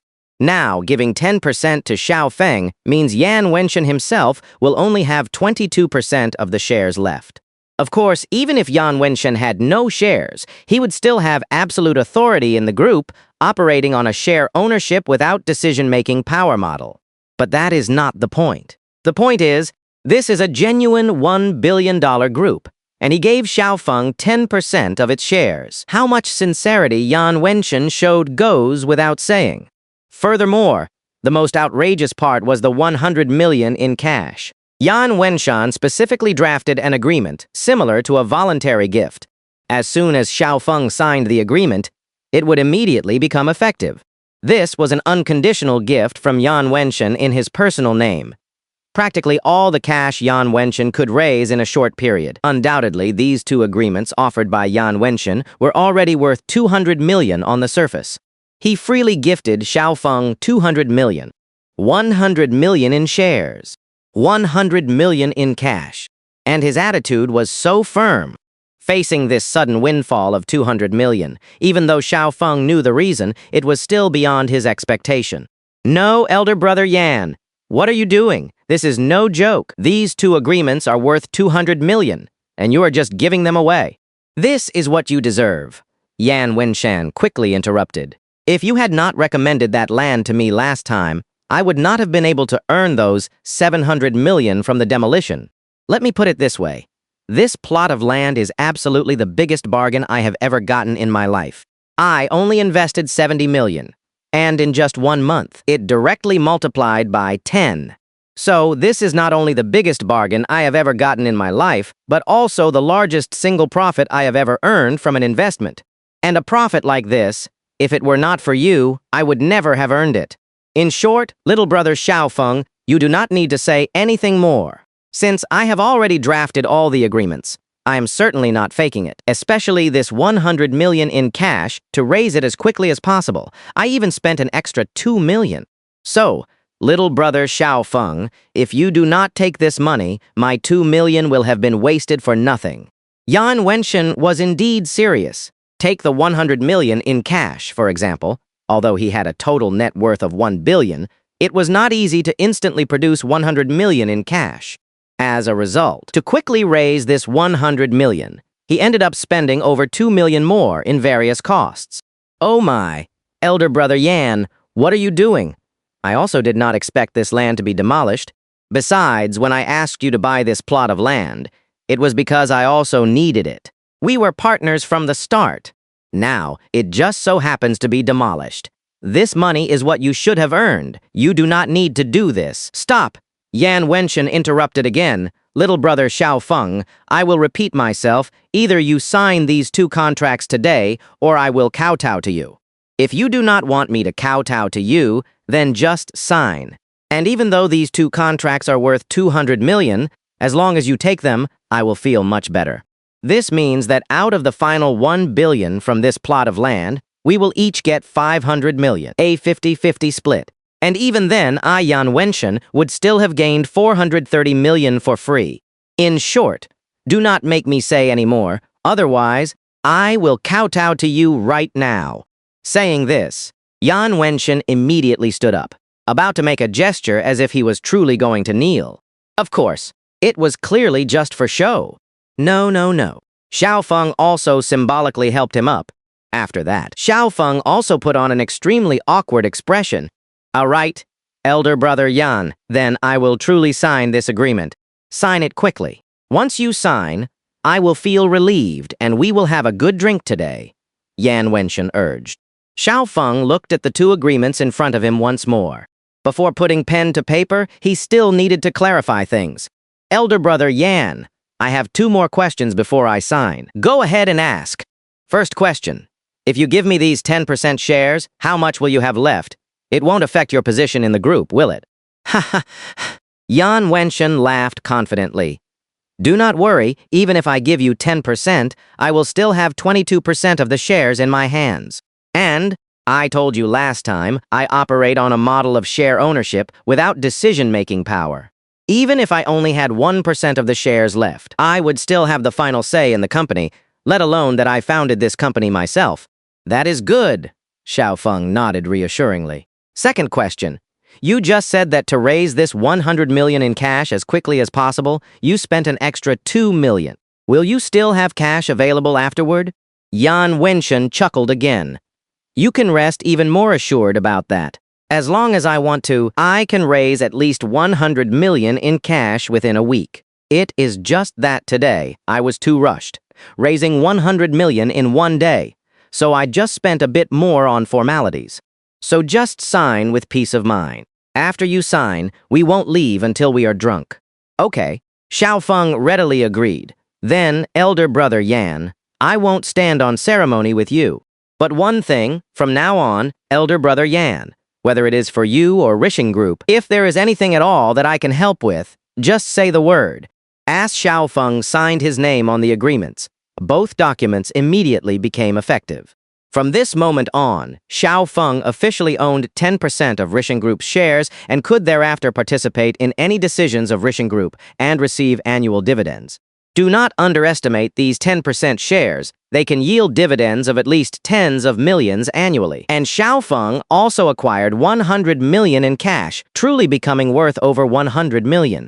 After Xiao Feng signed the agreements, Yan Wenshen also smiled with great relief. All right, little brother Xiao Feng. Congratulations on officially becoming a shareholder of Risheng Group. Come, cheers! Cheers! Afterward, the two drank it all and chatted heartily. Sean and Evan were now friends in the truest sense of the word. They did not even bother with pleasantries, talking about whatever came to mind, speaking freely. Sean, my brother, this is exhilarating, truly exhilarating. It has been a long time since I have had such an enjoyable drink. This is not like other dinners where I have to maintain a certain decorum due to my status. But drinking with you is different. I do not have to care about anything. It is truly a pleasure to drink, as he spoke. Evan downed another glass. He was absolutely delighted. Sean had also had quite a bit to drink at this point. Although the alcohol was starting to affect him a little, his mind was still relatively clear. Brother Evan, honestly, I think I need to toast you one more time. Although I initially suggested buying this plot of land, I was ultimately just trying to secure a factory for myself at the time. Who would have thought it would be demolished? But regardless, you ultimately spent 70 million on that land, and I only spent 30 million. Now, after the demolition, you insist on giving me an additional 200 million. I truly did not expect that. Ultimately, if we followed the contract, it would be perfectly reasonable for you to take 700 million. Not giving me any benefits would also be within the rules, so I must toast you again. After all, it was 200 million, and even genuinely did not have to give it. But he was just that generous and sincere. As he spoke, Sean also raised his glass and drank another. No. Evan waved his hand drunkenly. Sean, my brother, although what you just said makes a tiny bit of sense, actually. But actually, if you had not bought that plot of land, it would not have been demolished. Evan's sudden words made Sean feel as if he had instantly sobered up. Evan's words sounded strange. Did he know something? Huh. Sean feigned complete ignorance. Brother Evan, what did you mean by that? What do you mean if I had not bought that land, it would not have been demolished? You would not understand this. Evan suddenly became a bit mysterious. Sean, my brother, do you remember what I told you before? What did you say? Evan continued. I said before that I could feel a great fortune about you, and what I believe in most is luck. Just think, whether it was at the antique market or in jade gambling, your luck was always so good. Especially with jade gambling, even though you did not understand it at all, you still had such good luck. So, you must have great fortune. And I am a person who believes in luck the most. So, if it were not for you buying that plot of land, that area probably would not have become a demolition zone. This is your personal fortune. Ultimately, I just benefited from your luck, which is why I made money. And it is only right for me to give you an extra 200 million. So that is it. Sean also breathed a sigh of relief after hearing Evan's explanation. He had thought his secret as a reborn person had been discovered. It turned out Evan had attributed all of Sean's money-making ventures to luck. And he was a strong believer in luck. Sean took over the conversation. Haha, brother Evan, I did not expect you to be so superstitious. Ah! Evan immediately stood up, his expression turning somewhat serious. Sean, my brother, this is not superstition. You are not old enough yet, so you might not understand, but the older you get, the more you believe in luck. Let me tell you this. I have an old friend of 20 years. This friend specializes in managing private wealth for others, and his personal annual salary is already tens of millions. He is a particularly significant wealth manager. The wealthy people he and his circle come into contact with are true billionaires, both domestic and foreign, with starting net worths of tens of billions, even hundreds of billions.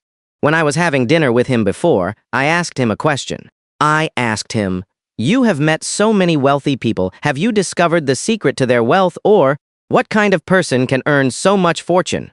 He said, "There are roughly 3 types of people. One type consists of true human elites, like Mr. Jobs, the founder of the recently released Apple phone. He is a genius among geniuses. The second type are simply those born with a silver spoon in their mouths, inheriting endless wealth. And there is another type, truly self-made, who stood at the cusp of their era, broke through repeatedly, and eventually became capital leviathans. And in the very end, he said that these 3 types of people, no matter which one, all share one common characteristic, just 2 words. Luck. So, Sean, my brother, that is why the richer people are, the more they believe in fate, and the more they believe in fortune. Because no matter how hard you work, it pales in comparison to luck. Just as the saying passed down for thousands of years goes, small wealth comes from frugality, great wealth comes from heaven. Evan's words were truly from the heart, and also his personal insights over the years, because not only were the examples he cited, but he himself was also a prime example. Although Evan had worked extremely hard over the years, the most crucial reason for his 1 billion net worth was also related to luck. After all, there were many people more diligent than Evan, many smarter than him, and countless who put in more effort, yet how many of them truly achieved a net worth of 1 billion? Ultimately, successful people are merely lucky.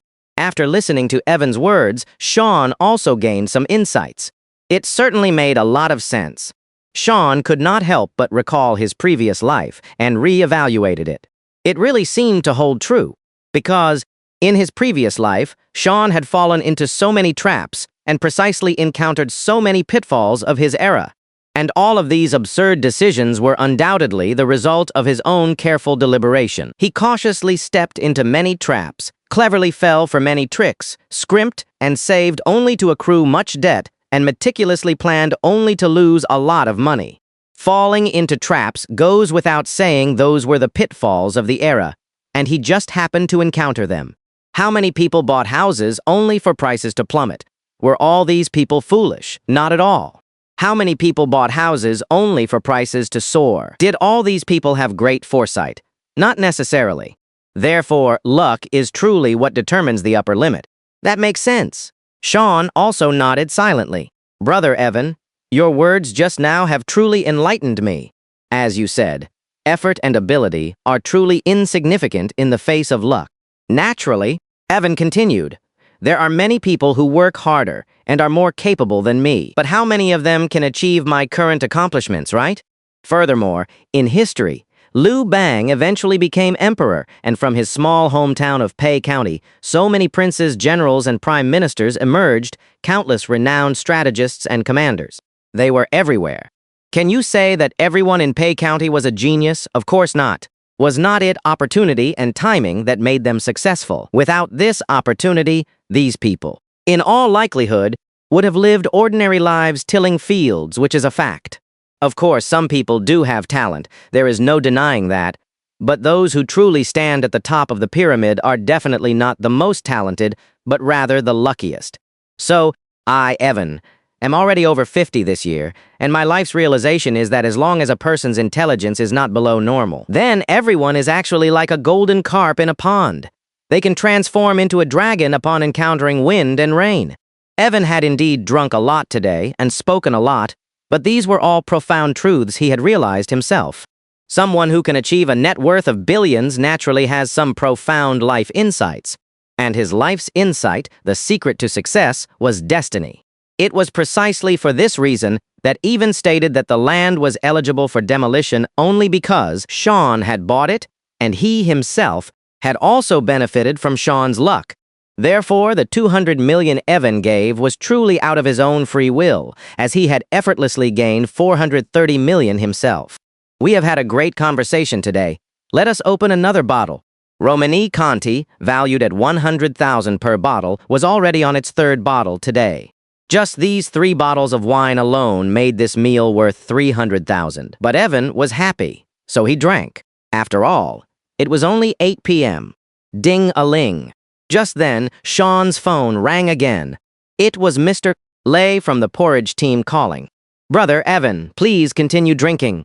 I will take a call at the door." "All right."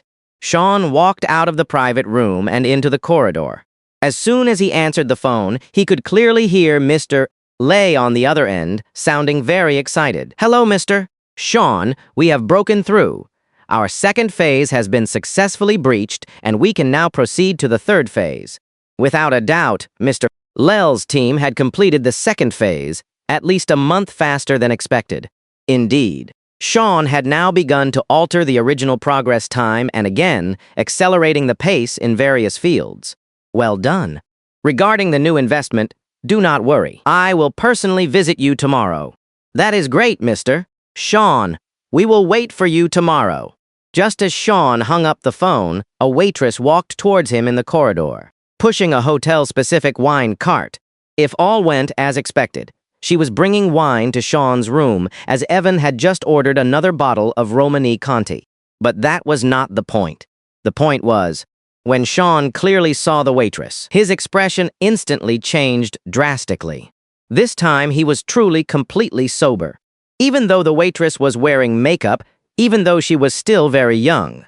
But Sean still recognized her at a glance, because she was precisely Sean's ex-wife from his previous life. Sophia. The moment he recognized Shen Yao Xiaofeng, felt not a trace of joy at seeing an old acquaintance. Instead, his heart was filled with hatred. Shen Yao. Xiaofeng would never forget this woman in his life, but it was not love, it was hatred. In his previous life, Xiaofeng met Shen Yao 5 years later through a blind date introduced by a classmate. At that time, Xiaofeng was already 27 years old, and his father, Xiao Jiangguo, was constantly urging him, hoping to see Xiaofeng settle down and start a family. There was no other way the older generation was like that, especially in rural areas. If a child did not marry by 25, they would start to worry.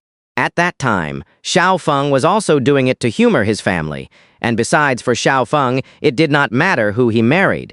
Most men are like this. If they can't marry the woman they love most, then it does not matter who they marry, and they naturally are not picky. Girls, on the other hand, are the exact opposite. If they do not marry the man they love most, then they will be very picky, and the conditions they propose will be very harsh.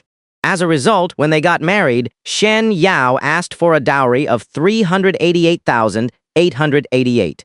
Although it was 5 years later, in 2015, 380,000 was still a considerable sum back then. Of course, even in another 15 years, 380,000 would still be a lot. Originally, Xiaofeng did not want to agree as the dowry was too high, but helplessly, his father, Xiao Jiangguo, sold everything he had, even their old family homestead, and finally scraped together the money for Xiaofeng. What else could be done? Just get married then. But there was one thing. Although Xiaofeng did not genuinely like Shen Yao and could even say he never liked her, he was very good to Shen Yao during their 10 years of marriage. In Xiaofeng's mind, liking or disliking was one thing, but the fact was, Shen Yao was indeed his wife and had married him. So, as Shen Yao's husband, Xiao Feng naturally had to fulfill his responsibilities as a husband. As a result, he was extremely attentive to Shen Yao, satisfying her requests as much as possible.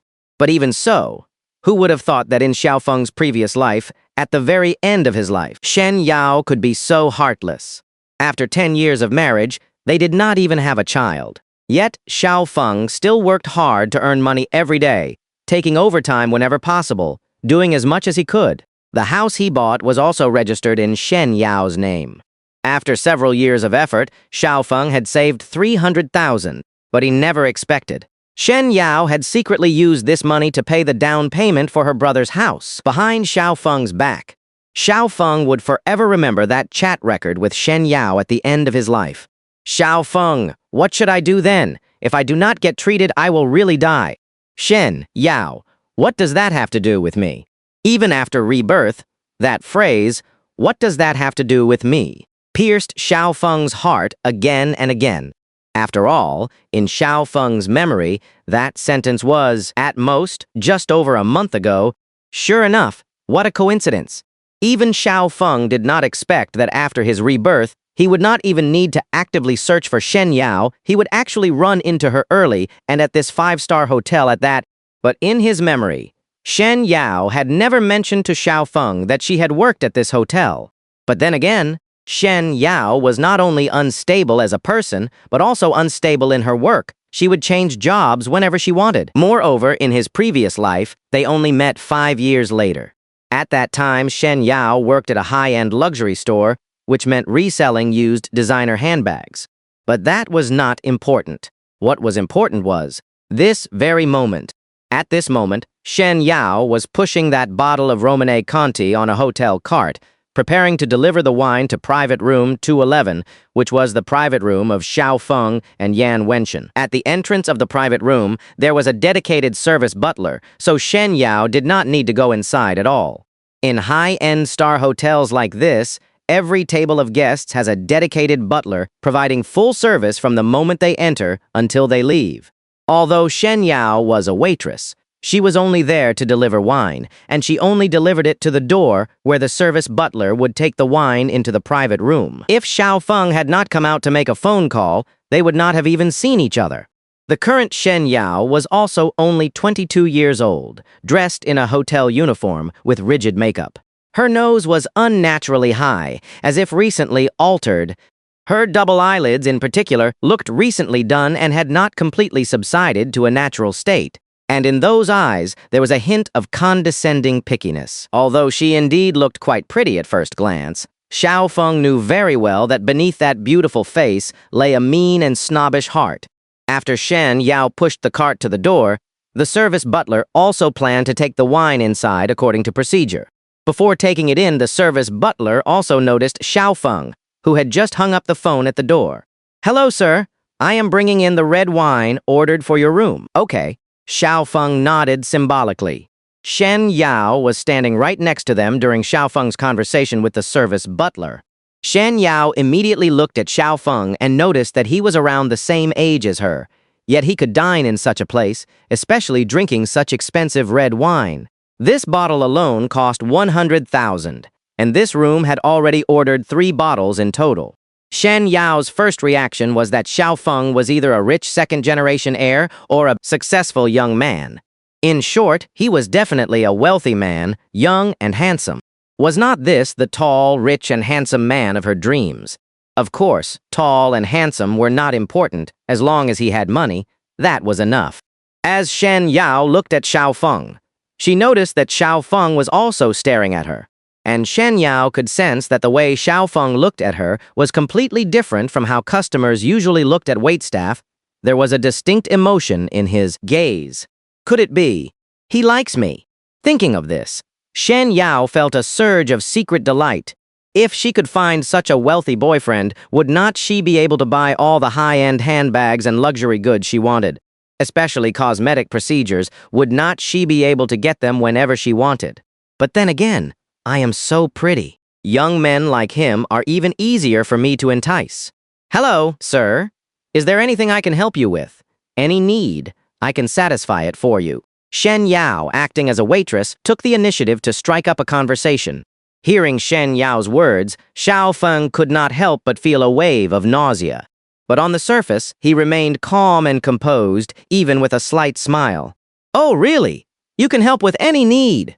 Of course, Shen Yao seemed to have seized a chance to flirt. "Anything you need, I can do. As long as I can, sir. Just tell me." Xiao Feng had just been on the phone with Mr. Lei, and Shen Yao had just seen him. So Xiao Feng used the phone call as an excuse. Xiao Feng said with a hint of embarrassment, "Just now, an older brother from my hometown called me, saying he had cancer, and his wife immediately filed for divorce, wanting him to leave with nothing. The most crucial thing is, his wife also secretly, behind his back, used the 150,000 they had saved to pay the down payment for her own brother's house. So now my older brother from back home not only has cancer, but his wife has also filed for divorce and spent all their money. And he just called me asking what he should do. But besides having a lot of money, I do not have any experience with this kind of thing, so I do not know how to advise him." It was already unnecessary to say why Xiao Feng asked such a question. Every sentence had a hidden meaning. And because it was currently 2010, Xiao Feng deliberately converted the 300,000 from the future into 150,000 for the present. Finally, he deliberately added a phrase besides having a lot of money. After Shen Yao finished listening, she instantly understood and immediately put on an incredulous expression. "Ah, sir, can such a thing really happen? That woman is too vicious. Her own husband gets cancer, and she is so cruel as to ask for a divorce. Honestly, sir, if you had not told me about this, you could beat me to death, and I still would not believe there is such a heartless woman. For women like her, there is no need for any pity. She should go to hell. Disgusting. Absolutely disgusting." Shen Yao replied with a face full of scorn. Seeing this scene, Xiao Feng almost could not help but laugh.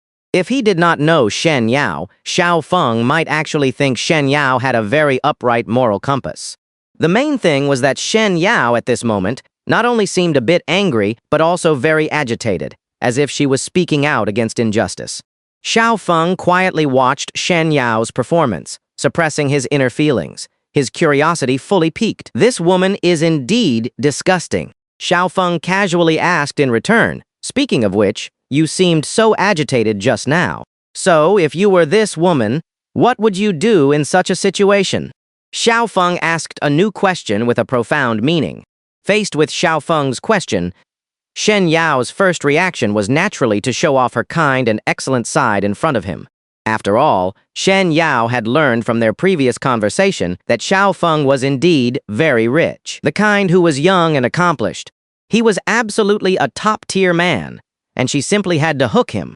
Therefore, when answering this question, Shen Yao had to give a perfect response, allowing Xiao Feng to see her inner beauty and appreciate her kindness. "Sir, if it were me, I think that after my husband was diagnosed with cancer, I would do the following 3 things. First, I would tell my husband, 'Do not be afraid, I am here. I will stay with you through thick and thin to soothe his emotions first.' Second, I would work hard to raise money, sell the house, and then borrow money everywhere as much as I could, no matter what, to get him treated. Third, if I really could not gather enough, I would sell my blood. After all, he is my husband. Even if I do not love him, he is my husband, and as his wife, I must fulfill my duties. This is not me deliberately beautifying myself, nor is it telling lies. After all, as the saying goes, 1 day as husband and wife, 100 days of kindness. This is simply what I should do." Awesome. After hearing Shen Yao's answer, Xiao Feng almost just barely burst out laughing. This answer was simply too awesome. If he did not know Shen Yao like the back of his hand, Xiao Feng might actually have believed this nonsense. Especially Shen Yao's answer just now, which she gave almost without thinking. It truly just rolled off her tongue. But then again, recalling his previous life, Shen Yao always spoke very nicely. It was precisely for this reason that Xiao Feng was so good to Shen Yao and confidently entrusted all his money to her management. Because he was so trusting at the time, Xiao Feng, at the end of his life, mistakenly took Shen Yao as his last hope. But that last hope delivered the heaviest blow to Xiao Feng. As Shen Yao and Xiao Feng conversed, Shen Yao's profile entry was also refreshed. Exclusive entry: Shen Yao is an extremely selfish woman. Working at this five-star hotel is merely an opportunity for her to attach herself to the powerful and influential, aiming for overnight success. Do not take her words seriously, or you will come to a bad end. Special note: Shen Yao became pregnant at a vocational high school at age 18 and underwent a forced abortion. Due to the abortion, she is permanently unable to conceive. Damn it! The moment he saw the entry, Xiao Feng once again learned a new truth. No wonder. In his previous life, after 10 years of marriage, they never had a child, she never got pregnant, so that is where the problem was. But in his previous life, Shen Yao never told Xiao Feng about her past, not even when it came up. This entry, it truly is all-knowing. The information in the entry is always true and reliable. Although it cannot predict the future, there are no secrets from it. As long as something truly exists, the entry can immediately detect it. Of course, it can also be seen from the entry's information that the entry cannot sense that Shen Yao was Xiao Feng's ex-wife in his previous life. After all, the entry only follows the current timeline. Seeing the information on the entry, Xiao Feng was surprised, but not overly so. After all, compared to his own death at the end, that was what Xiao Feng hated the most. Xiao Feng could not help but want to complain inwardly. If only he had had this entry in his past life.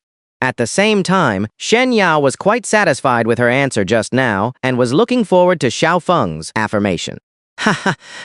Xiao Feng could not help but clap his hands. Your answer just now makes me think that anyone who marries you in the future would truly have had 8 lifetimes of bad luck. Ugh. No, they would truly have burned high incense in their past life. Damn it. He almost blurted out his true thoughts. Upon hearing Xiao Feng's praise, Shen Yao's heart was filled with wild joy. It seemed her answer earlier was indeed perfect, portraying her image very well. So next, it was naturally time to wait for the fish to bite. Shen Yao deliberately put on a shy smile. Sir, you are joking. Actually, I am not that excellent. What I said just now was all from the heart. It is just that I have not had the chance to show it. After all, let alone someone marrying me, I do not even have a boyfriend right now. I have never even been in a relationship. Sigh. No one has ever wanted me. Holy crap. After Shen Yao finished these last words, her shy face even showed a hint of disappointment. She gave the impression of someone whose heart was yet to awaken to love yet yearned for it. She acted so realistically. Today, Xiao Feng truly watched a grand drama. He had not expected such a small show. Every reply from Shen Yao made Xiao Feng both amused and intrigued, especially that line, I have not had the chance to show it. You have. You really have. And you have already shown it. And the most outrageous was that line, I have never even been in a relationship. After hearing Shen Yao's answer, Xiao Feng felt a wave of nausea. Xiao Feng knew very well that the best way to deal with a woman like Shen Yao was to praise her to death. Really, you are so excellent. Yet you do not have a boyfriend. That is quite a shame. Shen Yao was so flattered, she was practically disoriented. After working as a waitress for so long, someone finally had good taste. Shen Yao deliberately adjusted her skirt hem, her voice a little coquettish. Actually, it is nothing to be sorry about, I believe. Someday, I will meet my Mr. Right. Oh, by the way, if I may ask, seeing how dignified and handsome you are, I suppose you must have a girlfriend, right? Shen Yao's question seemed casual, but it was very skillfully put. If she had directly asked, do you have a girlfriend? It would have been too blunt. But by asking, you are so excellent, you must have a girlfriend, right? She could get the answer without seeming too abrupt. The most crucial part was that after asking what seemed like a casual question, Shen Yao deliberately put on a shy act, lowering her head bashfully, awaiting the answer. You guessed right. I have a girlfriend, and I love her very much. Xiao Feng answered with unusual firmness. The sudden answer instantly shattered the glimmer of fantasy that had surfaced in Shen Yao's heart. She had thought she had a chance, but it turned out he had a girlfriend. So, her serious answer and excellent acting just now were all for nothing. In an instant, Shen Yao hit rock bottom with disappointment, and a hint of hatred appeared in her eyes. This hint of hatred was not directed at Xiao Feng, but at why Xiao Feng had a girlfriend. Otherwise, she truly would have had a chance. Because from beginning to end, Shen Yao had always felt that Xiao Feng was interested in her. After all, the way Xiao Feng looked at her was completely different. Shen Yao instinctively froze for a moment. Oh, that is pretty good. I thought someone as young and accomplished as you could not possibly not have a girlfriend. By the way, may I ask one more thing? Is your girlfriend beautiful? After saying that, Shen Yao primped, stroking her hair, and showing off her beautiful legs as much as possible. This action was very clear. Even if he had a girlfriend, she was still just a girlfriend, meaning Shen Yao still had a chance. However, Xiao Feng's next answer could only be described as, of course she is beautiful, but my descriptive ability is quite poor, so I will use you for comparison. She is prettier than you. Her skin is fairer than yours. Her legs are longer than yours. Her education is higher than yours. Her voice is sweeter than yours. Her temperament is better than yours. And by the way, she has not had any plastic surgery. Do not mind it too much. I just did not know how else to describe her. So I used you as an example. You should not mind, right? Xiao Feng's barrage of words left Shen Yao utterly dizzy. It felt like they were having a perfectly good conversation when she was suddenly hit by countless ultimate moves directly to her face. Shen Yao's hopeful expression completely faded into despair, her face stiff. But no matter what, Xiao Feng was a guest, and moreover, he was rich, so Shen Yao could not afford to offend him. She could only force a smile that was uglier than crying. I do not mind. Shen Yao clutched the service cart tightly. You are really lucky to find such a wonderful girlfriend. Indeed. Xiao Feng also looked elated. The reason I found such a wonderful girlfriend is probably because I was harmed by a woman in my past life. So heaven rewarded me in this life. Shen Yao was bewildered by Xiao Feng's words and could only force a smile. And from Shen Yao's eyes, it could be seen that she still had not given up hope. Just as she was about to speak again, Yan Wenshan walked out of the private room. Yan Wenshan was rather drunk and disoriented. Little brother Xiao Feng, have not you finished your call yet? Yan Wenshan pushed the door open and walked out. Finished. If you're done, hurry up and come back in for more drinks. The wines all aerated. Coming? Oh, that is right. Yan Wenshan put a hand on Xiao Feng's shoulder. Finance just called me. You can just go to the bank tomorrow to handle the follow-up procedures for that 100 million, and it will be in your account immediately. Do not worry. I get it. Just like that, Xiao Feng and Yan Wenshan, exchanging a few words, returned to the private room. And Shen Yao had heard every word of their conversation just now crystal clear. Shen Yao felt as if she had just heard something utterly explosive. She had originally thought Xiao Feng was a rich second generation, at most worth tens of millions. But now, he was actually a self-made man, and 100 million could be deposited into his account just like that. That was hundreds of millions. At this moment, a hint of absolute greed surfaced in Shen Yao's eyes. So what if he had a girlfriend? The way he looked at her was completely different from how he looked at others. He must be interested in her. He must be. Finally, Xiao Feng and Yan Wenshan drank from 7 p.m. until 10 p.m. before the gathering ended. This meal cost a total of 320,000, which was quite extravagant, mainly due to the expensive alcohol. Since Xiao Feng had been drinking, he naturally called a designated driver. Just as Xiao Feng got into the car, Shen Yao, who had appeared out of nowhere, was already there. Her face pressed against the car window. Shen Yao was not wearing her work uniform. She had changed into a different outfit. On top, she wore a plaid shirt with a white t-shirt underneath, and on the bottom, a pair of dark blue, slim-fit jeans, paired with the most popular Roman sandals. This outfit was a relatively popular style among women currently, especially those jeans which cinched her legs straight, accentuating her entire figure well. But no matter how good her figure was, Xiao Feng felt not an ounce of appreciation for it. Setting aside her character, just comparing her figure and face, Li Jinian could outshine her by miles, and Shen Yao suddenly leaned against the car window, her face full of fawning smiles. "Sir, what a coincidence. I just got off work and saw you."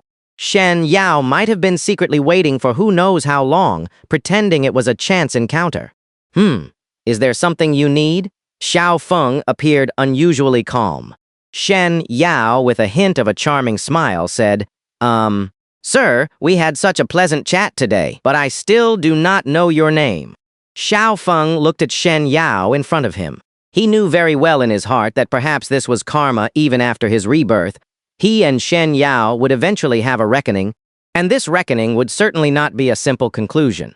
"In the previous life, you were so ruthless to me, I will never forget it. In this life, since you are actively throwing yourself at me, then do not blame me." After Xiao Feng calmly thought for a few seconds, Xiao Feng. Xiao Feng, after hearing the name, Shen Yao offered some insincere flattery. "That is a really nice name. It sounds like the male lead's name in a novel." "Oh, right?" Shen Yao immediately extended her right hand. "My name is Shen Yao."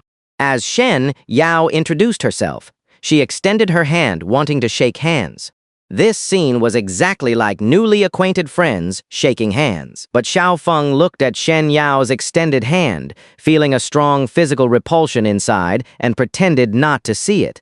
"Do you have anything else?" Xiao Feng asked calmly, with a hint of indifference, not taking Shen Yao seriously at all. Seeing this, Shen Yao's hand, suspended in mid-air, was awkwardly withdrawn. There is nothing else, really." Shen Yao awkwardly brushed her hair, turned her head, looked up into the distance, and muttered unconsciously, "At this hour, the bus stops should be closed by now. I wonder if I can still get a taxi." Shen Yao's self-talk was clearly meant for Xiao Feng to hear. A normal person would at least politely offer, "How about I give you a ride?"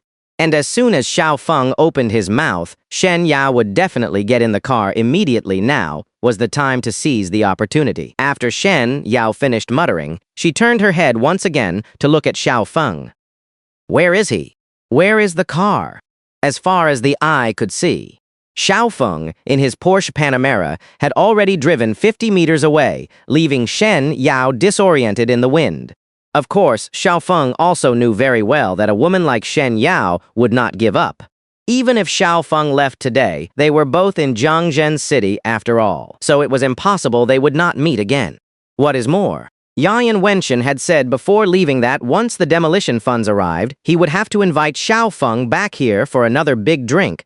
And Xiao Feng had used a designated driver today. This driver was from the 5-star hotel where Shen Yao worked, so Shen Yao could simply inquire about it later. In short, this karmic entanglement could not be easily severed. Karma. Only this time, it was Shen Yao's turn. The next day, Xiao Feng first went to the bank at 9 a.m. to transfer the 100 million that Yan Wenshan had gifted him in yesterday's agreement into his own card. After the transaction was completed, Xiao Feng's bank card balance once again set a new record. Xiao Feng looked at his bank card balance, feeling a bit surreal. It had been less than 2 months since his rebirth, and his card balance had already exceeded 100 million. Current balance, 107,253,650. Over 107 million.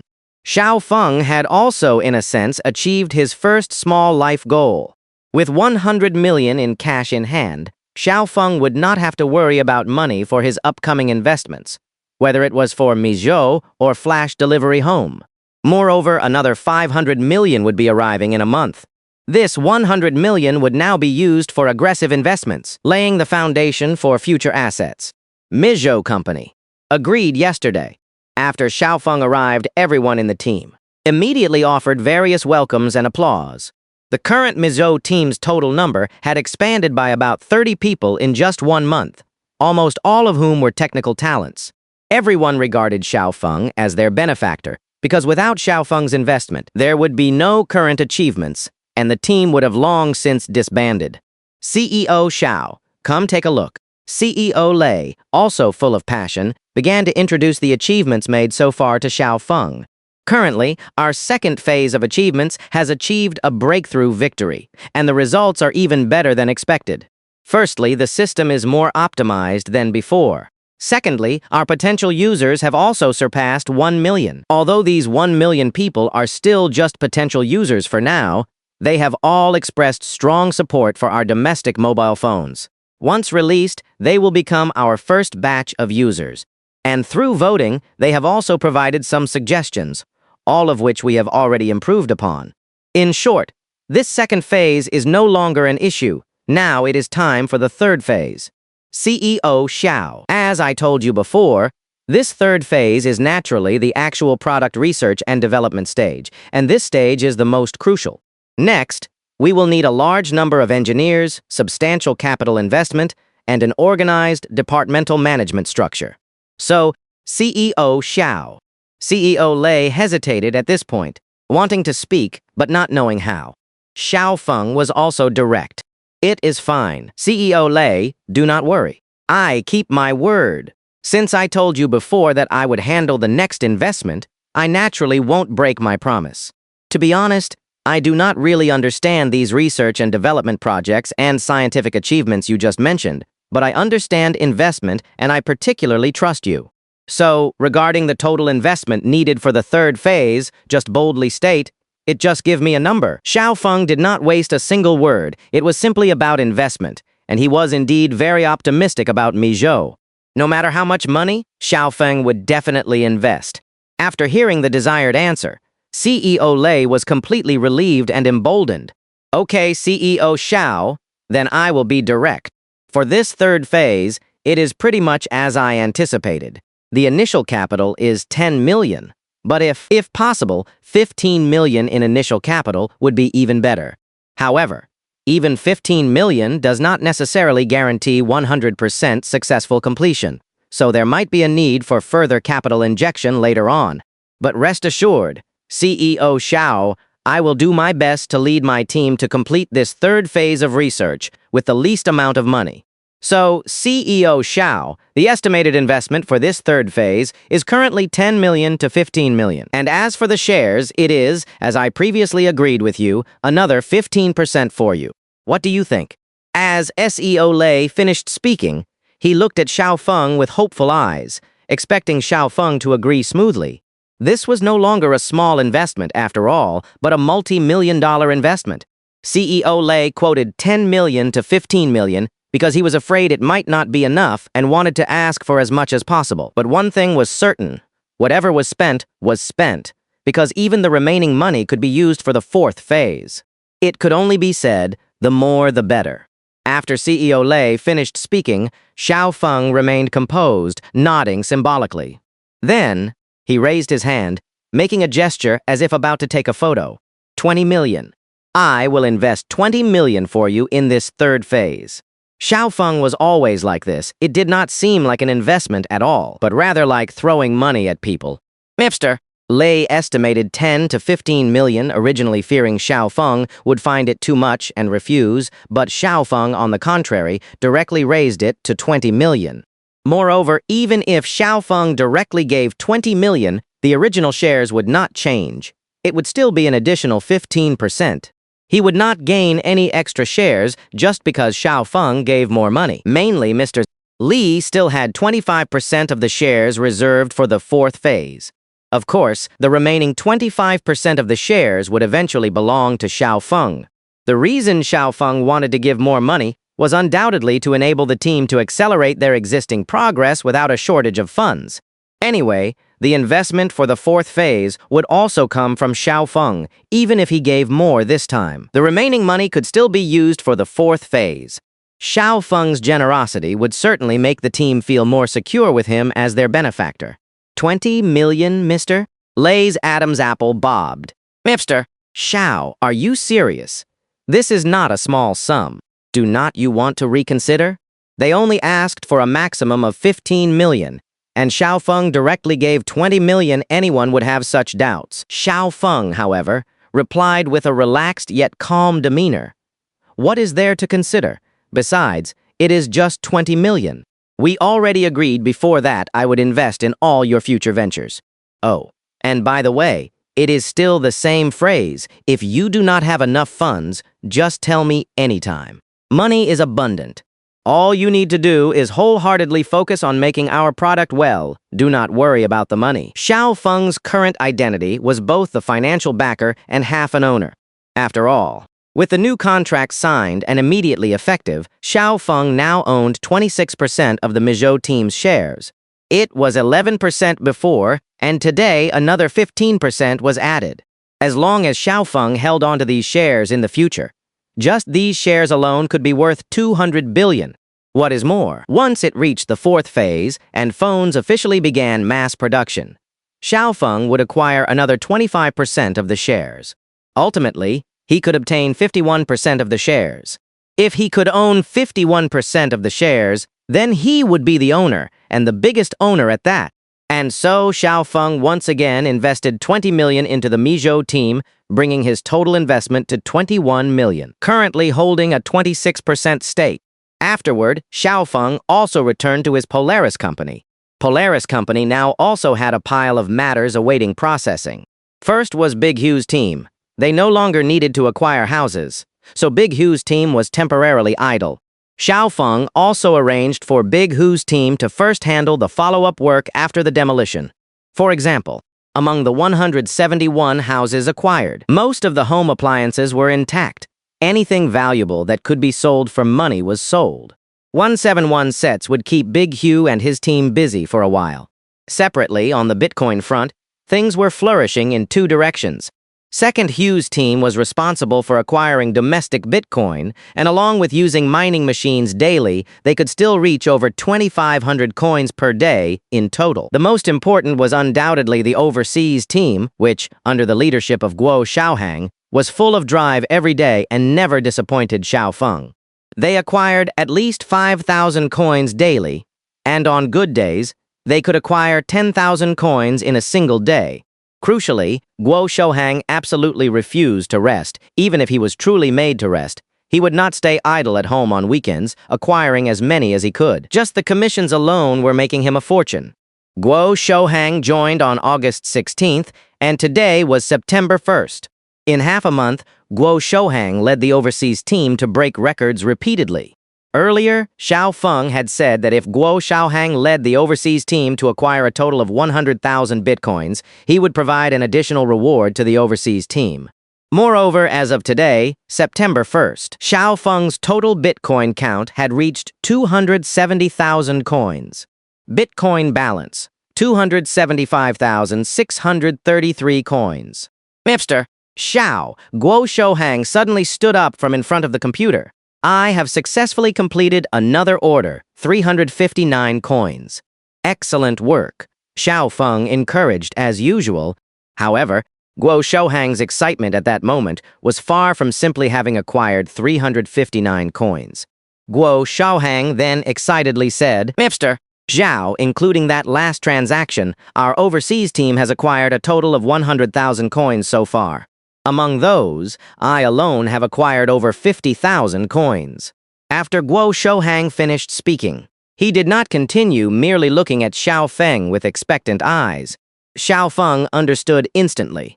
It had been agreed with Guo Xiaohang earlier that if he could meet such a target, he would receive an additional reward of 100,000 yuan. Now, both Guo Xiaohang himself and the entire overseas team had completed their targets. Just a reward. For Xiao Feng, rewards were the least of his concerns. Xiao Feng clapped his hands, signaling everyone to look over. For Xiao Feng, this was not an expense, but a good thing, and such good news would further motivate all other employees. First, congratulations to the overseas team. In half a month, you have acquired a total of 100,000 bitcoins, and Guo Xiaohang himself has acquired over 50,000 coins. Therefore, as previously agreed, Guo Xiaohang will receive a personal bonus of 150,000 yuan, and Qinyu and Kao Bai will each receive 50,000 yuan. A total of 250,000 yuan. The bonuses will be distributed along with this month's salary on the 3rd. As his words fell, Guo Xiaohang and the other two simply could not believe their ears. A real bonus. And why was it an extra bonus? Mr. Xiao. Guo Xiaohang stammered a bit. Did not you tell me it was 100,000 before? How did it become 150,000? Is it bad to give more? Just take it. You have earned it. Thank you, Mr. Xiao. Thank you, Xiao Feng. At once, the three members of the overseas team excitedly expressed their repeated thanks. What kind of divine boss was this? After completing the target, not only did he not delay the bonus, but he also gave extra. Crucially, Qin Yu and Cao Bei originally were not supposed to receive a bonus, as they had not completed the special individual target of acquiring 50,000 bitcoins. However, they were indeed members of the overseas team, and the team as a whole surpassed 100,000 coins, so they certainly deserved a reward for that. As the overseas team's reward spread to everyone's ears, the company's other employees all cast envious glances. Everyone was not so much envious of Guo Shouhang, as he indeed completed his target. The most enviable ones were undoubtedly Qin Yu and Cao Bai, who effectively received 50,000 for free. 50,000 yuan was enough for an average wage earner for a year, and some might not even earn 50,000. Yet, Xiao Feng casually offered a 50,000 yuan bonus. How could others not be envious? Xiao Feng naturally also noticed the gazes of the other employees. This was exactly what he was waiting for. All right, the overseas team's rewards have been announced. Now it is time to talk about the other two teams. The eyes of the other two teams lit up instantly. We also get a bonus.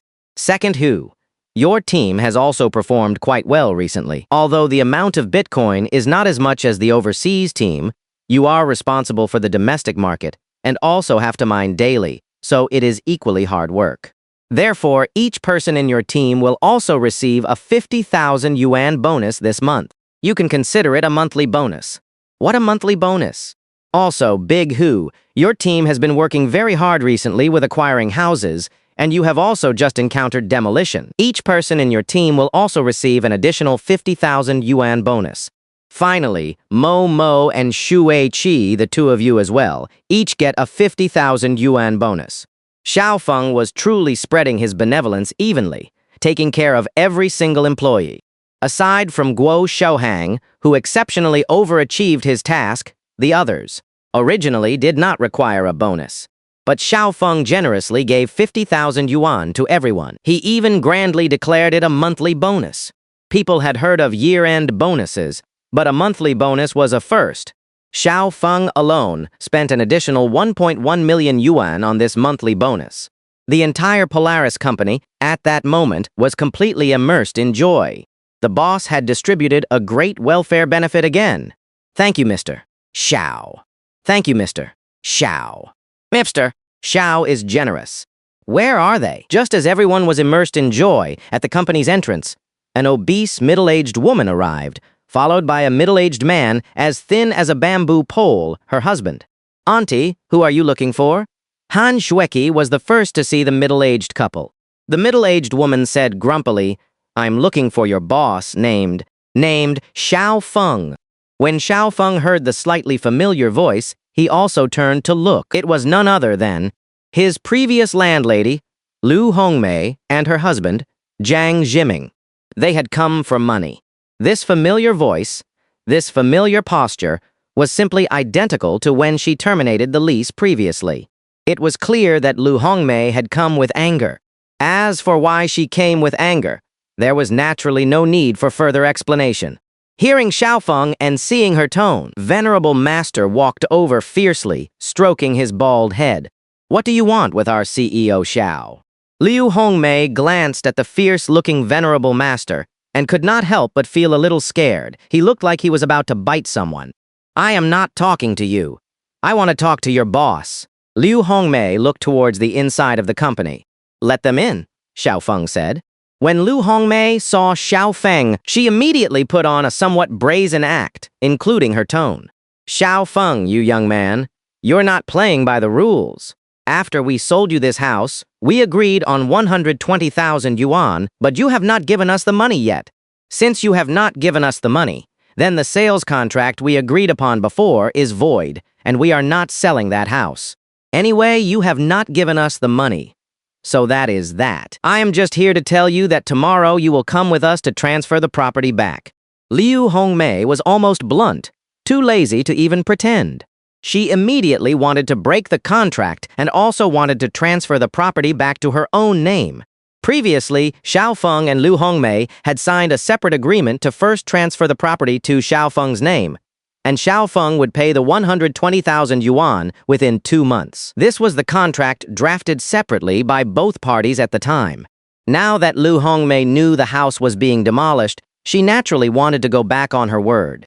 And the main reason Lu Hongmei thought she could go back on her word was because Xiao Feng genuinely had not paid them yet.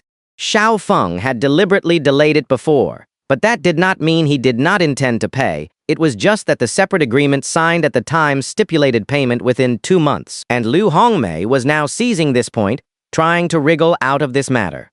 After all, it was being demolished. Everyone in the company could clearly hear Lu Hongmei's words just now. Xiao Feng deliberately did not want to talk behind everyone's backs, so he discussed it right there. Ha! Xiao Feng chuckled. I say, Auntie Liu, you do not need to come up with so many excuses. I understand what you mean. You just saw the demolition and want to go back on your word. Right, sure, no problem. But, are you sure you want to go back on your word? I have told you in advance. We signed a separate agreement before that I would pay you 120,000 yuan within 2 months. It has not been 2 months yet, so I am not in breach of contract. And if you want to breach the contract, if you do not want to sell the house, that is certainly possible. I can go and reprocess the transfer of ownership with you, transferring the house back to you. But, are you sure you can afford the breach of contract penalty? Do not forget, we signed a separate agreement for your house at the time, where I would give you 120,000 yuan within 2 months. If you breach the contract and want to reclaim the house, you will pay me 3 million yuan in liquidated damages. This agreement we drafted separately still has absolute legal effect. So, I will ask you one last time. Are you sure? Xiao Feng had already prepared for this at the time. It was precisely to prevent Lu Hongmei from denying it later. If she acted like a shrew, Xiao Feng could completely take this agreement and sue Lu Hongmei, forcing her to pay 3 million yuan. In that case, she would not even dare to cause trouble. Lu Hongmei knew about this clause back then, but she did not care at all. At the time, just to sell it for 120,000 yuan, how could Lu Hongmei care about so much? Moreover, she never dreamed it would be demolished. So naturally, she would not go back on her word and thus did not take the 3 million yuan penalty for breach of contract seriously. But now, she was caught in this bind.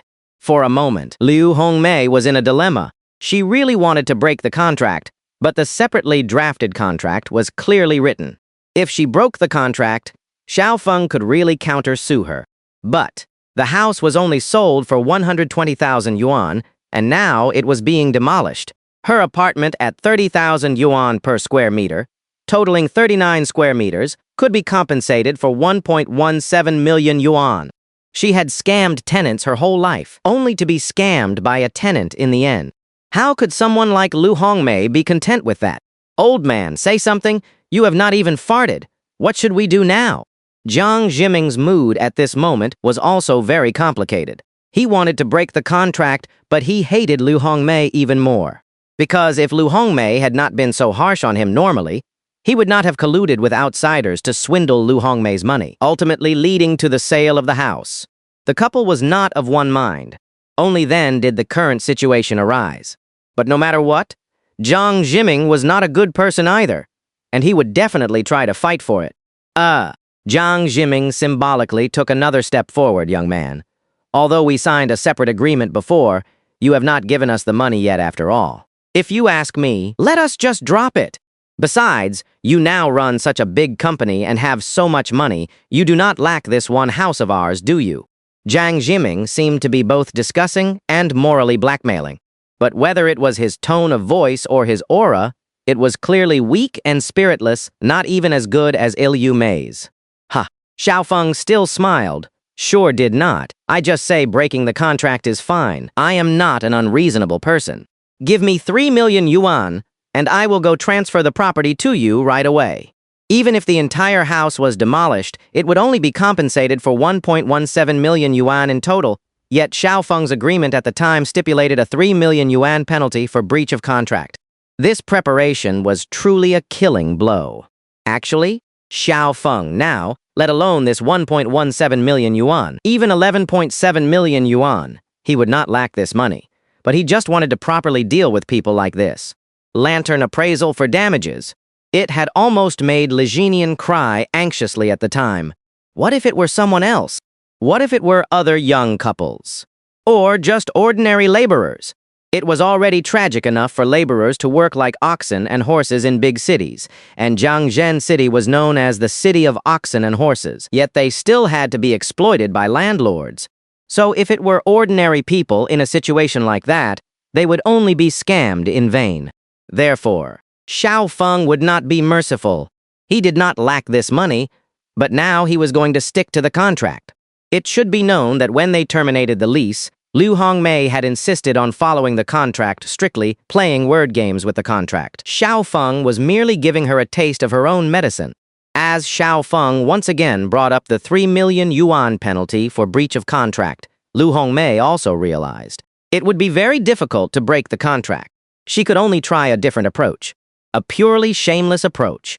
Only through sheer shamelessness might she be able to evade this matter. I do not care. Liu Hongmei immediately got into character. Anyway, I calculated it at home. This house is worth 1.17 million yuan in demolition compensation. No matter what, you can't just give us 120,000 yuan now. What is more, you have not given us the money yet. How about this? Liu Hongmei, am not an unreasonable person. Forget about 1.17 million yuan. Just give me 1 million yuan, and I won't ask for the other 170,000 yuan. She was even acting like a good person now. Xiao Feng just quietly watched Liu Hongmei, watching her performance. Liu Hongmei continued. Furthermore, who would have thought it would be demolished a month later? If I had known it would be demolished, would I have sold it to you for 120,000 yuan? Now, this house is worth 1.17 million yuan in demolition compensation. I only ask for 1 million yuan. You get 170,000 yuan for free. How great is that? Exactly. 1 million yuan is fine, Zhang Jiming echoed from the side. The couple, singing and harmonizing, actually seemed quite united. And Xiao Feng was waiting for this moment. Auntie Liu, back then you begged me to buy that house, saying you owed money from playing mahjong and were being hounded every day, causing you insomnia. But that is not important. What is important is, do you know why you lost so much money back then? Did you never feel that something was off? As soon as Xiao Feng said this, Liu Hongmei completely did not understand, still confused. Meanwhile, Jiang Jiming, who was standing by, immediately swallowed hard, and cold sweat broke out on his large receding forehead. What did you mean just now? Liu Hongmei asked, bewildered. Xiao Feng, on the other hand, had an expression of someone enjoying a spectacle and not thinking it was a big deal. You should not ask me. You should ask your old partner behind you. He knows better than anyone. Xiao Feng's true killer move was left here. He was waiting for this very moment. Although neither of the couple was a good person, Xiao Feng could use this incident to directly shift the blame onto them. When Liu Hongmei looked at Jiang Jiming, she saw his forehead was covered in cold sweat and his expression was extremely unnatural. Jiang Jiming was very afraid of Liu Hongmei. He had even wanted to divorce her for a long time, but did not dare to bring it up. Furthermore, he was oppressed by Liu Hongmei every day. Otherwise, he would not have conspired with outsiders to swindle money from his own family. Although such marital situations are not common, they do exist in real life and are not an extreme minority. Moreover, Jiang Jiming had always wanted a divorce, so he definitely wanted to first swindle all the money from the family, keep it for himself, and then find an opportunity to propose divorce to Liu Hongmei. When Liu Hongmei saw Jiang Jiming's state, combined with Xiao Feng's earlier words, she seemed to understand instantly. No wonder that day. Even though she had lost over 50,000, Jiang Jiming not only did not advise her to stop, but even encouraged her to win the money back. The result, she ended up losing over 100,000 more, depleting her only savings, and finally owed 80,000. It was precisely because of this, being hounded for debt every day, that she was forced to sell the house in the end. And later, Jiang Jiming was able to make these debt collectors stop hounding them with just one phone call. Now, thinking back, everything made sense. Jiang Jiming, Lu Hongmei's voice immediately rose. Tell me the truth, you old hag. Did you set me up back then?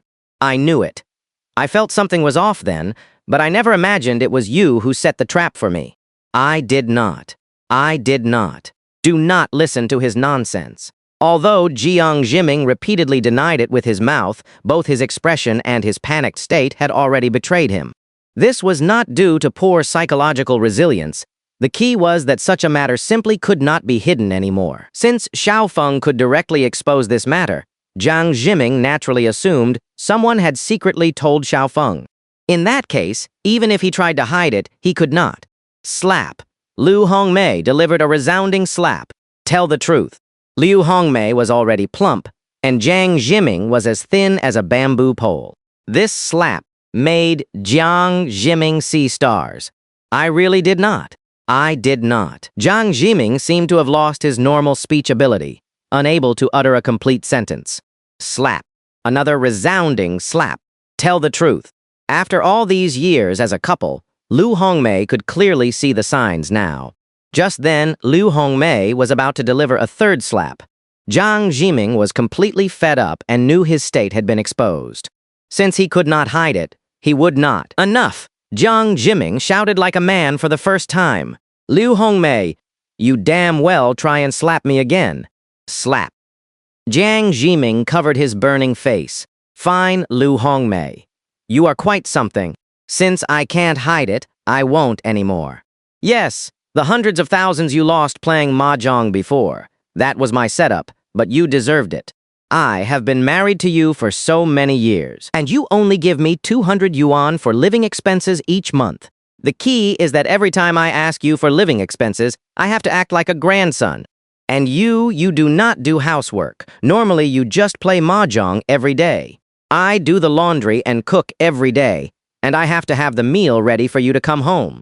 The key is that you always complain my cooking is bad. So, Lu Hongmei, I have had enough of you for a long time. I have wanted to divorce you, you shrew, for ages. I do not want to spend another day with you. For a moment, Jiang Jiming also spoke the words he had always wanted to say from his heart. He truly poured out his grievances. And Lu Hongmei finally learned the full truth. Liu Hongmei did not care about Jiang Jiming's outpouring of grievances. She only knew that the hundreds of thousands she had lost earlier were all Jiang Jiming's doing. It was precisely because of Jiang Jiming's scheme that Liu Hongmei was hounded for debt every day, eventually being forced to sell her house. If it were not for Jiang Jiming, Liu Hongmei originally would not have sold this house. As a result, all the conflict points shifted to Jiang Jiming. Liu Hongmei completely lost her mind. You damn scoundrel, so it was you! You made me lose over $1 million, you traitorous bastard. Fine, do not you want a divorce? Before that, I will tear you apart. With that, Liu Hongmei began to lay hands on Jiang Jiming. Soon, the two were tearing at each other, having forgotten why they came today. Hey, hey, hey! Fang Zhang barked. Whether you want to fight or divorce, do not make a scene here. Get out immediately. This is not a place for you to fool around. Saying this, Fang Zhang had already started driving people out. Fang Zhang used to be a gang leader, and he was least afraid of this kind of troublemaking. This was also part of the reason Xiaofeng kept Fang Zhang by his side, because sometimes you need a tough guy to deal with tough guys. Facing Fang Zhang's urging, Liu Hongmei was already in the wrong. And furthermore, the current point of contention was Jiang Jiming, because all the reasons were now very clear. If it were not for Jiang Jiming, they would not have sold the house, and they would not have failed to earn this demolition compensation. Naturally, there was no reason to continue making a scene here, especially since Xiaofeng truly was not breaching the contract.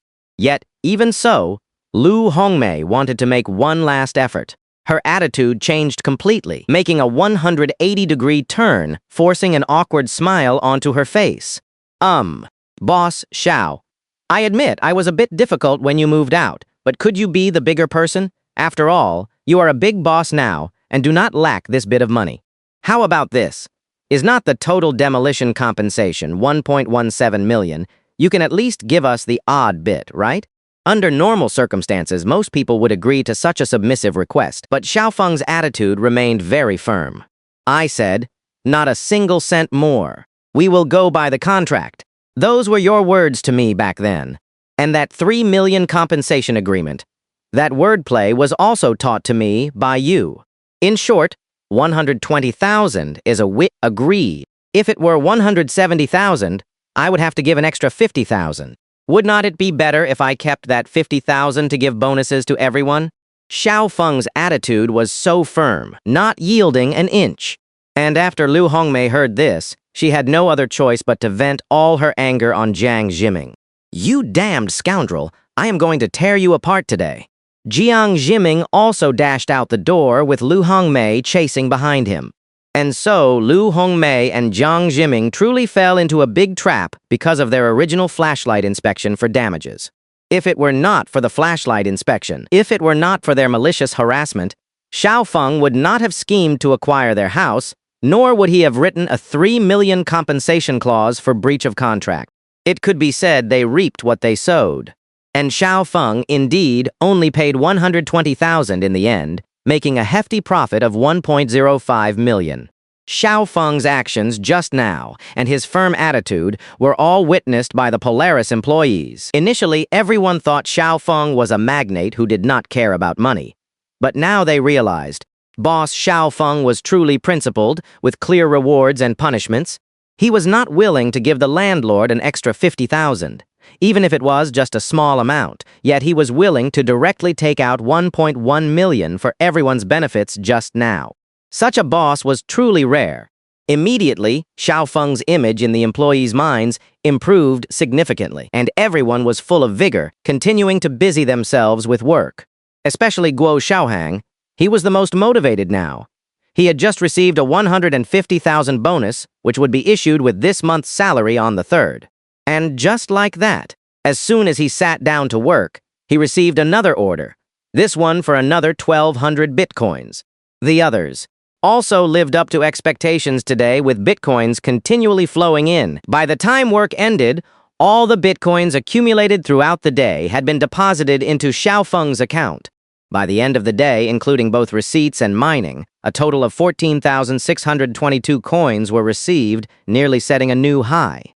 Xiaofeng looked at the current balance in his Bitcoin account, once again revealing his familiar smile.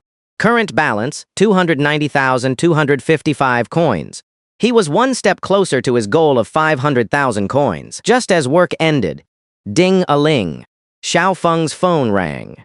Whenever his phone rang, it was almost always good news. It was Gao Yuanming from KS Company calling. "Hello Xiaofeng, it is done. All problems have been overcome, and our short video app can finally be launched." Good news came from the KS Group side. The short video app officially began its full-scale promotion. This speed was a full half-year faster than expected, because in his memory, the K's short video app only officially launched in March of the following year, but now it was only September of the current year. This acceleration of half a year greatly reduced time costs and sped up the original process. Starting today, the domestic market officially had a true short video platform.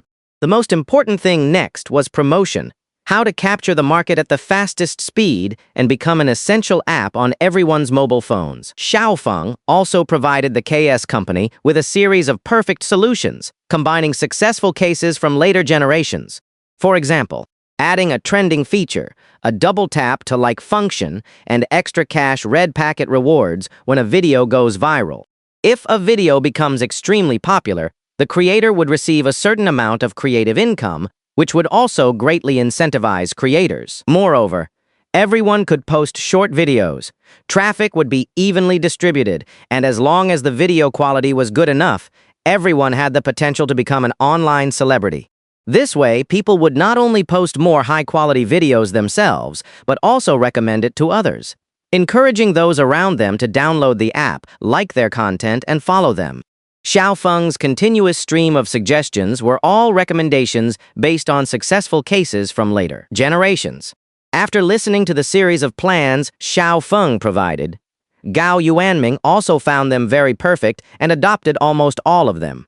Of course, in reality, Whether Xiaofeng provided solutions or not, this short video app, once launched, would become incredibly popular in a short time, becoming one of the essential entertainment software on everyone's mobile phones. The plans Xiaofeng provided merely accelerated the original process, avoided some detours, and allowed the KS short video app to quickly dominate the market.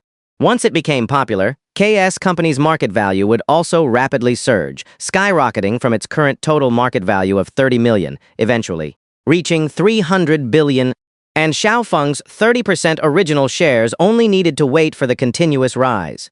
Thus, today was September 1st, and the K's short video app officially launched for promotion. This could be considered Xiaofeng's first officially completed investment. Xiaofeng still had 87 million in cash in his hands, and it was time to consider investing in something else. First, he took out 30 million and invested it all in Yingchuang Group shares. This time, it was a long-term investment. Currently, Yingchuang Group was at its lowest point in the next 10-odd years. Its total market value was only about 5.6 billion US dollars, which was approximately 37.5 billion yuan. And in his memory, by December of this year, Yingchuang Group's total market value could rise to 55 billion yuan. If bought now in just over 2 months, it could rise by a total of 46%, and this was just a regular purchase. Xiaofeng could have actually bought stocks with higher increases, but he ultimately chose Yingchuang. Mainly, he had been buying this particular stock before, and now that he had money, buying another 30 million would not arouse suspicion. Moreover, it could normally increase by 46% in just 2 months, a solid big profit. As a result, all 30 million was used for the purchase. Xiaofeng now only had this one stock in his hand, a 30 million stock. After the purchase was completed, Xiaofeng still had 57 million. Time flew by. It was already September 3rd. Today was payday. It was also the first official payday since Polaris Company was founded. In later generations, there was a saying circulating online that to judge whether a company was good or bad, one should look at which day of the month it paid salaries. If salaries were paid before the 5th, then it was likely a Fortune 500 company or a large enterprise with an excellent reputation. In short, it must be strong and offer very good benefits. If salaries were paid on the 10th, it was also likely a golden company with good cash flow and decent development. However, if salaries were paid on the 15th, it was likely an average company, known as a silver company. But if salaries were paid at the end of the month, then the company's funds would be extremely unstable and there would be a high risk of financial collapse, so employees needed to be cautious. Although it could not be generalized, there was indeed some truth to it. As for Xiaofeng paying salaries on the 3rd of every month, his company's strength went without saying. And to allow everyone to more directly experience the joy of payday, Xiaofeng also specifically made an appointment at the bank in advance to withdraw cash. Salaries were distributed in cash. Momo and Han Shueki also began distributing salaries according to the payroll. Momo, in particular, even deliberately filmed a short video while distributing salaries to promote the company. Everyone knew Xiaofeng was a major shareholder of KS Company, and now that the KS short video app was launched, everyone also cooperated by posting more videos and creating more trending topics. A Bao this month's base salary plus commission plus a 50,000 monthly bonus totals 75,960 yuan. Cao Bai this month's base salary plus commission plus monthly bonus totaling 93,210 yuan. Erhu this month's base salary plus commission plus monthly bonus 156 yuan. Wow. The first month's salary directly surpassed 100,000. Previously, Xiaofeng clearly stated a base salary of 10,000, and they originally thought getting 20,000 would be good. But no one expected to directly exceed 100,000, mainly because the commission was higher than expected, and there was an additional 50,000 monthly bonus. Dahu, all salaries combined, total 103,750 yuan. Fang Zhang, commission plus bonus plus management, totaling 175,800 yuan. Fang Zhang looked at the 175,800 yuan salary and was lost in thought for a moment. Recalling the past, even lending at high interest, he could not earn this much in a month, and he was living a life equivalent to licking blood from the tip of a knife. The key was that sometimes if the debtors ran away, he would still have to lose money every month. But now, he steadily received 170,000. Fang Zhang held the 170,000 cash in his hand, feeling his eyes welling up. Mr. Xiao, thank you for changing my life. From now on, I. Stop right there. Xiao Feng raised a hand to signal. No need for more words. Fang Zhang nodded heavily, giving Xiao Feng a look that implied he would go through fire and water for him. Guo Xiaohang, base salary plus commission plus bonus, totaling 235,650 yuan. Undoubtedly, Guo Xiaohang became this month's MVP, with his first month's salary surpassing 200,000. The most important thing was that he officially joined on the 16th. And as a result, he earned even more than Fang Zhang, mainly because he had a 150,000 bonus. But this was all well-deserved in half a month. Guo Xiaohang acquired nearly 60,000 bitcoins. These 60,000 bitcoins, in later generations, would be worth over 40 billion, and even 3 years later, they would be worth 180 million. The key was that this guy truly did not rest, even working frantically at home on weekends. So it was indeed well-deserved. Finally, it was Momo and Han Shuiqi's turn. They were both finance personnel and company receptionists. Their usual work did not involve commissions, relying only on base salary, but benefits and bonuses were not lacking for either of them. Both their salaries exceeded 70,000. It should be noted that Xiaofeng had previously agreed with them on a monthly salary of 15,000, but the first month, they directly received 70,000. Especially Han Shuiqi, when she first joined Polaris, she even said she did not need a salary, just wanting to work with Xiaofeng, but she never dreamed that she would receive 70,000 in the first month. This was equivalent to her previous 2 years' salary. Indeed, joining Polaris with Xiaofeng was the most correct decision she had ever made in her life. Mr. Xiao. Han Shuiqi was just about to speak. Stop. Xiaofeng waved his hand again. Do not say too many words of thanks. This is what you deserve. Just keep up the good work. With all salaries distributed, Xiaofeng also began to assign new tasks. Your team will continue as before, responsible for collecting domestic bitcoins and mining coins using mining machines. Guo Xiaohang, your team will also do the same, continuing to be responsible for acquiring overseas bitcoins. The same saying applies, however much there is, I want it. I just believe this thing will definitely appreciate in value in the future. If it ends up stuck in my hands, I will accept it. Understood. Oh, Dahu, I put your team in charge of the subsequent demolition work. How has that been progressing these past 2 days? Mr. Xiao, it is almost done. Everything that could be sold from these 171 apartments has been sold off. What is left are just some inexpensive items. They can just demolish it directly when the time comes. Good, well done. Xiao Feng nodded. Starting tomorrow, your team will have a new mission. It is still the same as before, responsible for acquiring properties, but this time, it is not acquiring residential houses, but rather ground floor commercial properties. Even after receiving his salary today, Xiao Feng still has over 55 million in his hands. Money sitting in hand is meaningless. It must be continuously invested to generate more money and accumulate wealth for himself. Without a doubt, Xiao Feng focused his next direction on investing in ground floor commercial properties. Others might consider buying a large number of houses, acquiring several properties, and then renting them out. But Xiao Feng set his sights on ground floor commercial properties. It is currently 2010. Not only are housing prices cheap, but ground floor commercial properties are also relatively inexpensive. On an ordinary commercial street, a 100 square meter ground floor commercial property averages about 20,000 per square meter, with more expensive ones possibly reaching 30,000. Even near schools or subway stations, it does not exceed 30,000.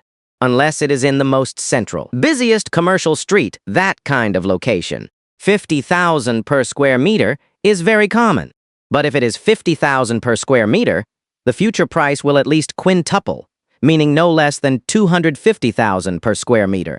After all, Jiangzhen City is currently in its nascent rising period. In over a decade, the entire city will undergo earth-shattering changes. leaping to become a super first-tier metropolis. Therefore, all ground-floor commercial properties now, no matter how much they cost to buy, will at least triple to quintuple in value purely from basic appreciation, even if they are not demolished in the future. If they encounter demolition, it goes without saying they could be compensated at least 5 to 15 times the value. As a result, Xiaofeng's next goal is to start investing in ground-floor commercial properties. Just as Dahu's team finished acquiring properties and became free, did not a new task just come up? Ground-floor commercial properties, Dahu immediately perked up upon hearing there was work. Mr. Xiao, just tell me, what location do you want, and roughly how many sets? Xiaofeng then gave Dahu a simple direction based on his requirements. The current temporary goal is to acquire properties averaging around 15,000 to 30,000 per square meter, between 100 and 200 square meters. In this way, the price of each ground floor commercial property would be approximately between 1.5 million and 5 million. For now, he plans to acquire 10 sets. With 10 ground floor commercial properties in hand, even if Xiaofeng does nothing else in the future, he would still have hundreds of thousands coming in each month just from these properties. Although this amount of money is not much, Xiaofeng's goal is not just about the money. Li Jinian had once joked with Xiaofeng that she envied landladies who lived off rental income. As such, after Xiaofeng purchases these ground floor commercial properties, he can directly give them to Li Jinian to collect rent in the future. Moreover, these 10 sets are only temporary. Xiaofeng's goal is far more than just 10 sets. He will acquire 10 sets first to test the waters, then continuously accumulate more, perhaps. It might not be impossible to acquire an entire street in the future, as salaries were distributed. Xiaofeng also presented new work targets, and everyone was full of enthusiasm. Continue to work hard. Those who should mine coins will mine coins. Those who should collect coins will collect coins. Those who should acquire ground floor commercial properties will acquire ground floor commercial properties. And Xiaofeng does not have to worry about anything. He just needs to think about collecting money, as it is all accumulating wealth for himself anyway. As time sped up, on September 5th, Xiaofeng received a call from Yan Wenshan regarding the compensation results for the land demolition. The land, originally worth 100 million, ultimately received a compensation offer of 1.038 billion from the demolition department. Yan Wenshan proactively stated that once the demolition funds arrived, he would take 700 million, and Xiaofeng would take 338 million. Primarily, Xiaofeng had already received an additional 200 million in shares and cash from Yan Wenshan earlier. This means that Xiaofeng's total investment of 30 million in land ultimately turned into 538 million. Of course, the demolition funds have not arrived yet. The price has just been agreed upon with the demolition department. The funds will not be credited to the account for at least another 15 days. And the very next day, September 6th, Xiaofeng also received a call from the demolition team. The demolition working group was straightforward, stating the final total demolition amount for these 171 properties. Mr. Xiaofeng, the total area of the 171 properties under your name is 7,866 square meters. After our calculations, the average total price we can offer is 30,150 yuan per square meter, totaling 237,159,900 yuan. If you can accept this compensation plan and have no objections, we will transfer the funds to your provided account within 15 working days. How does that sound? 23.7 million. Xiaofeng suppressed his inner excitement, feigning hesitation for a few seconds to build suspense. Honestly, many of these houses, after I acquired them, had already started renovations, and then I suddenly received news of demolition. Demolition is good for me, but I have wasted so many materials, so asking for an extra 2 million is not too much, is it? Xiaofeng's words were clearly intentional. The demolition working group, after hearing Xiaofeng's request, felt it was reasonable, especially since it was only an extra 2 million for a total of 171 properties. Sir, this request you have put forward, after our discussion, we can. However, before the other party could finish speaking, Xiaofeng suddenly changed his tone, adopting a righteous demeanor. Never mind, I won't take this 2 million. Consider it support for your work and a small contribution to urban development. Xiao Feng first indicated he wanted an extra 2 million. Then, just as the other party was about to agree, he suddenly stated he did not want it. This was not a redundant act. Instead, it could garner goodwill. Mr. Xiao Feng, thank you so much. Thank you for cooperating with our work. Please rest assured, we will transfer the funds to you as quickly as possible. Thank you for your support, and we wish you a pleasant life. After hanging up the phone, Xiao Feng quickly did some mental calculations. The total amount of demolition funds has now been completely confirmed. Yan Wenshen will transfer 338 million to Xiao Feng later. The demolition department will provide 237 million. The total will be 575 million. Once credited, Xiao Feng's bank card will immediately have 500 million in cash. This does not include the existing substantial physical investments and the ground floor commercial properties acquired in the past 2 days. Estimating based on current assets, Xiao Feng is already heading towards the 1 billion target. And Li Jinian has no idea about these current assets and money. Especially regarding the demolition, Xiao Feng has not yet told Li Jinian. He wants to wait until all the funds are credited to give Li Jinian a small surprise. Barring any unforeseen circumstances, all demolition funds will be credited in half a month. At that time, when Li Jinian sees over 500 million in cash in Xiao Feng's card, one can only imagine what her mood will be like. She will probably be cured instantly, especially since half a month later will be around September 20th. Xiao Feng had already discussed with Li Jinian in advance that he would accompany her to her home around the 20th of this month, and then they would go to Xiao Feng's home to meet both sets of parents. The reason for going to Li Jinian's home first is mainly because it is nearby, in Songyuan City, which borders Jiangxin City, only about an hour's drive away. However, Li Jinian's parents had previously always disapproved of Li Jinian and Xiao Feng being together. Primarily, Xiao Feng had lost 200,000 in stock trading before, giving the impression of being unemployed and unreliable, so their impression of him was naturally not good. But later, Xiao Feng made money in stocks, allowing Li Jinian to repay 100,000 to her family, and he also gave an additional 23,000 yuan. Li Jinian stated at the time that the extra 23,000 yuan was a filial gift from Xiao Feng, coupled with Li Jinian constantly praising her boyfriend as very capable. Now, her parents naturally no longer objected and had always wanted to meet Xiao Feng. After all, they had been dating for over 3 years. It was time to meet the parents. However, there is one thing. Li Jinian's parents are still unaware of Xiao Feng's current situation, thinking he is still speculating in stocks. And stock speculation means instability, with the possibility of bankruptcy at any time, posing significant risks. Precisely for this reason, Li Jinian's parents still harbor a slight disapproval of Xiao Feng. This is not because the parents are snobbish, it is a universal parental concern. Every parent hopes their daughter finds someone reliable and steady, which is very normal. Xiao Feng, of course, was well aware of this. So, this time, when Xiao Feng and Li Jinian return home, it is not just to meet both sets of parents, but also to completely change their perception of Xiao Feng, to let them know that their daughter did not choose the wrong person, and even more to give Li Jinian face and make others envy her. As such, even though it was only September 6th, Xiao Feng had already begun quietly preparing. He pre-ordered some expensive gifts. Time flew by quickly. Under Xiao Feng's leadership, Polaris Company had already gotten on track, and everyone's business capabilities were becoming increasingly proficient. Momo and Han Shueki even passed their accounting certificate exams, all to better serve their work. Meanwhile, Group 1, Group 2, and the Overseas Group were all working diligently every day, following Xiao Feng's previous arrangements. Group 1, led by Big Tiger, ran around every day, searching for suitable storefronts.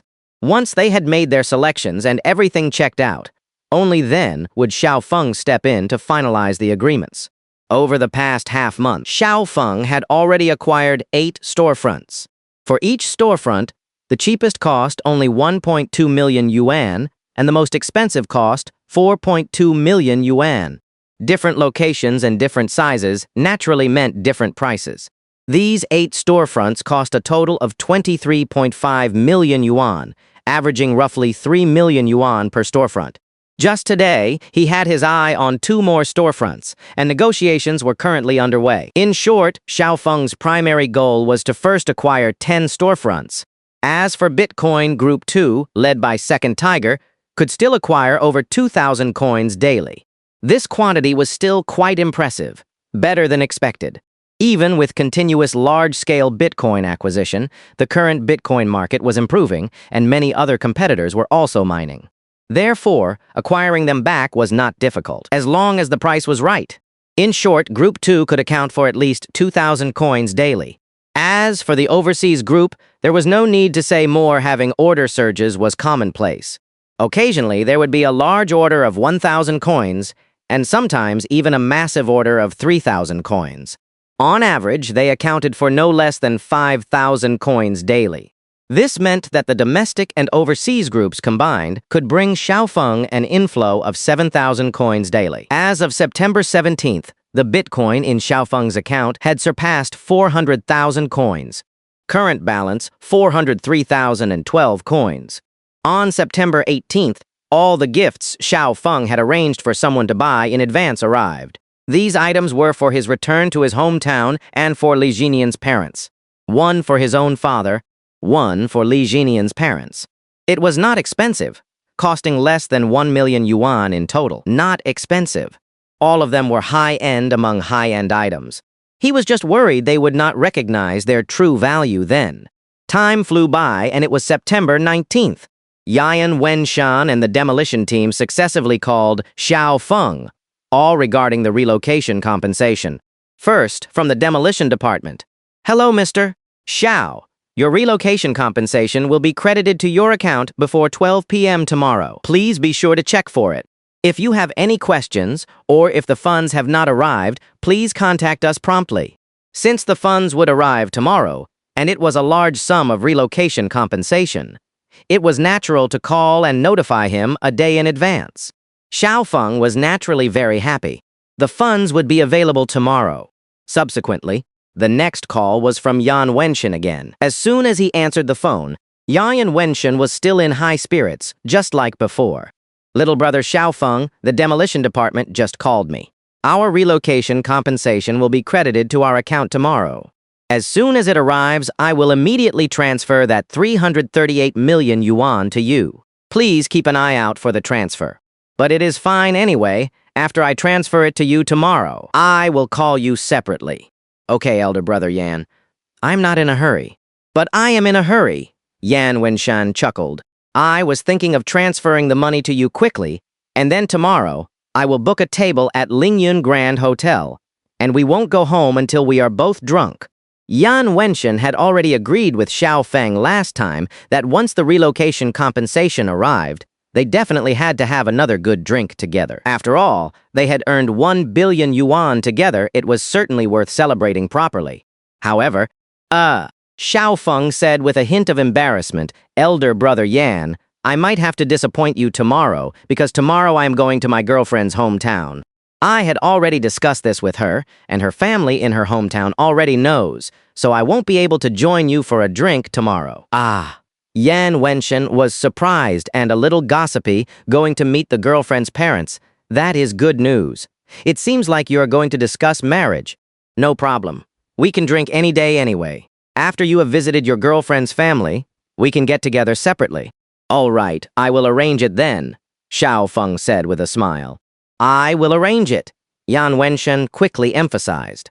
All right, let us not argue for now. When the time comes, we will play rock, paper, scissors, and whoever wins, pays. Ha ha ha, that works too. Although Xiaofeng and Yan Wenshan had a 30-year age difference, they were like 2 old children, even suggesting rock, paper, scissors to decide who would pay the bill.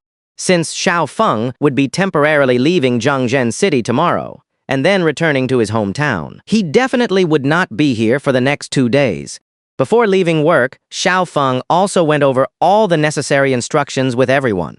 The company's current second-in-command was Fangjiang. Whenever Xiaofeng was absent, everything would be supervised by Fangjiang. Of course, In case of emergencies or special decisions, Fang Zhang would call Xiao Feng for instructions. And as of today, the 19th, Xiao Feng had just acquired exactly 10 storefronts. These 10 storefronts cost a total of 31.28 million yuan. Especially the last one, which cost a full 5.15 million yuan, was 200 square meters and considered to be in the city center. The acquisition of 10 storefronts had completed Xiao Feng's previous plan. So much so that, Big Tiger, your group continue acquiring storefronts. Acquire another 10, maintaining the same cost effectiveness as the previous 10. As for commission, it is still the same for everyone acquired. I will give your group an additional 5,000 yuan in commission. All right, boss Xiao. Anyway, Xiao Feng would have 575 million yuan credited to his account tomorrow. Let alone acquiring 10, he could afford 100, continuing to accumulate wealth. As for Bitcoin, as of today, the 19th, it had also reached 420,000 coins. Current balance, 420,315 coins. And the current price of Bitcoin had already risen significantly, with the domestic Bitcoin unit price having surpassed 10 yuan. Because Xiao Feng would pay an additional premium, each coin was acquired at a price of around 12 yuan. Overseas, each coin had also risen to 1.8 US dollars. This price increase was faster than previously expected, mainly due to Xiao Feng's large-scale acquisition, which accelerated Bitcoin's price surge.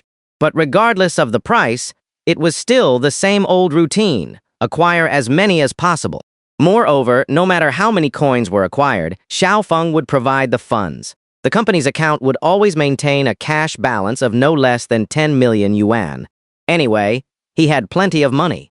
Even if the 575 million yuan did not arrive tomorrow, Xiao Feng still had 22.36 million yuan in his bank account. Plus, there was still 30 million yuan in stocks.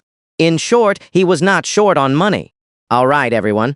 Head home early after work. See you next week. Boss Xiao, see you next week.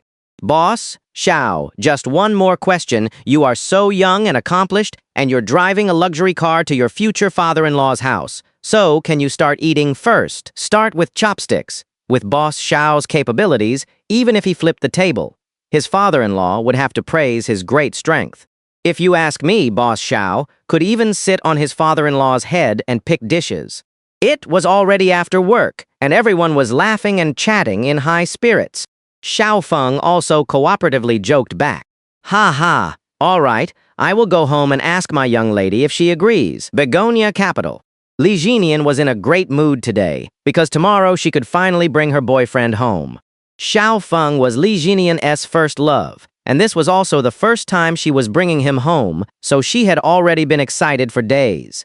Because of that, she had packed and cleaned everything up ahead of time, and had even informed her family half a month in advance. As for her family, although Li Jinian's parents still weren't completely satisfied with Xiao Feng, he was ultimately the man their daughter had chosen. So over the past 2 days, they had thoroughly cleaned the house inside and out and prepared chicken, duck, fish, and meat in advance.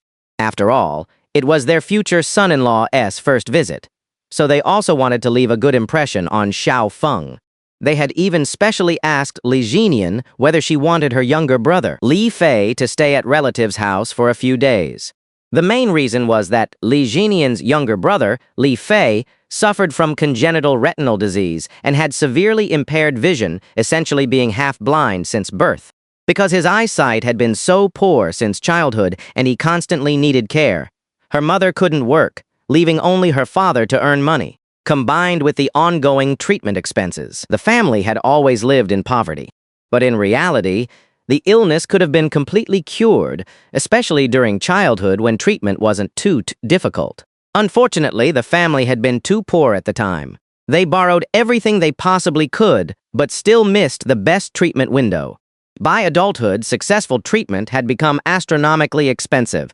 It required high-end artificial lens implants, retinal repair, targeted treatments, and more. In short, it wasn't a terminal illness, but it came with a sky-high price tag. That was also why Li Jinian's family had never been financially well off. Any money they managed to save was spent on her younger brother's medical expenses. Moreover, All the current treatments were merely basic maintenance to temporarily stabilize his condition. For example, the last time Li Jinian borrowed 77,000 yuan from her family, it was money her parents had scraped together from others. And because of circumstances like these, her parents had asked whether she wanted Li Fei to stay away at relatives' house for a few days. Because they were afraid that after seeing their family situation, Xiao Feng would worry about being burdened by her in the future. Combined with the fact that their daughter, Li Jinian, constantly said she would never marry anyone except Xiao Feng, they naturally feared that Li Fei's condition would leave a bad impression on him. When Li Jinian heard her parents ask that question, she firmly explained to them, "Dad, Mom, don't worry. Xiao Feng isn't that kind of person. Besides, when we first started dating, I already told him about Li Fei's condition. So just relax. There's no need to make Li Fei deliberately hide somewhere. If you do that, Xiao Feng will actually get upset." Those words from Li Jinian were based entirely on her understanding of Xiao Feng, because Li Jinian knew very clearly that Xiao Feng truly would never look down on her family, nor would he despise her for having a half-blind younger brother.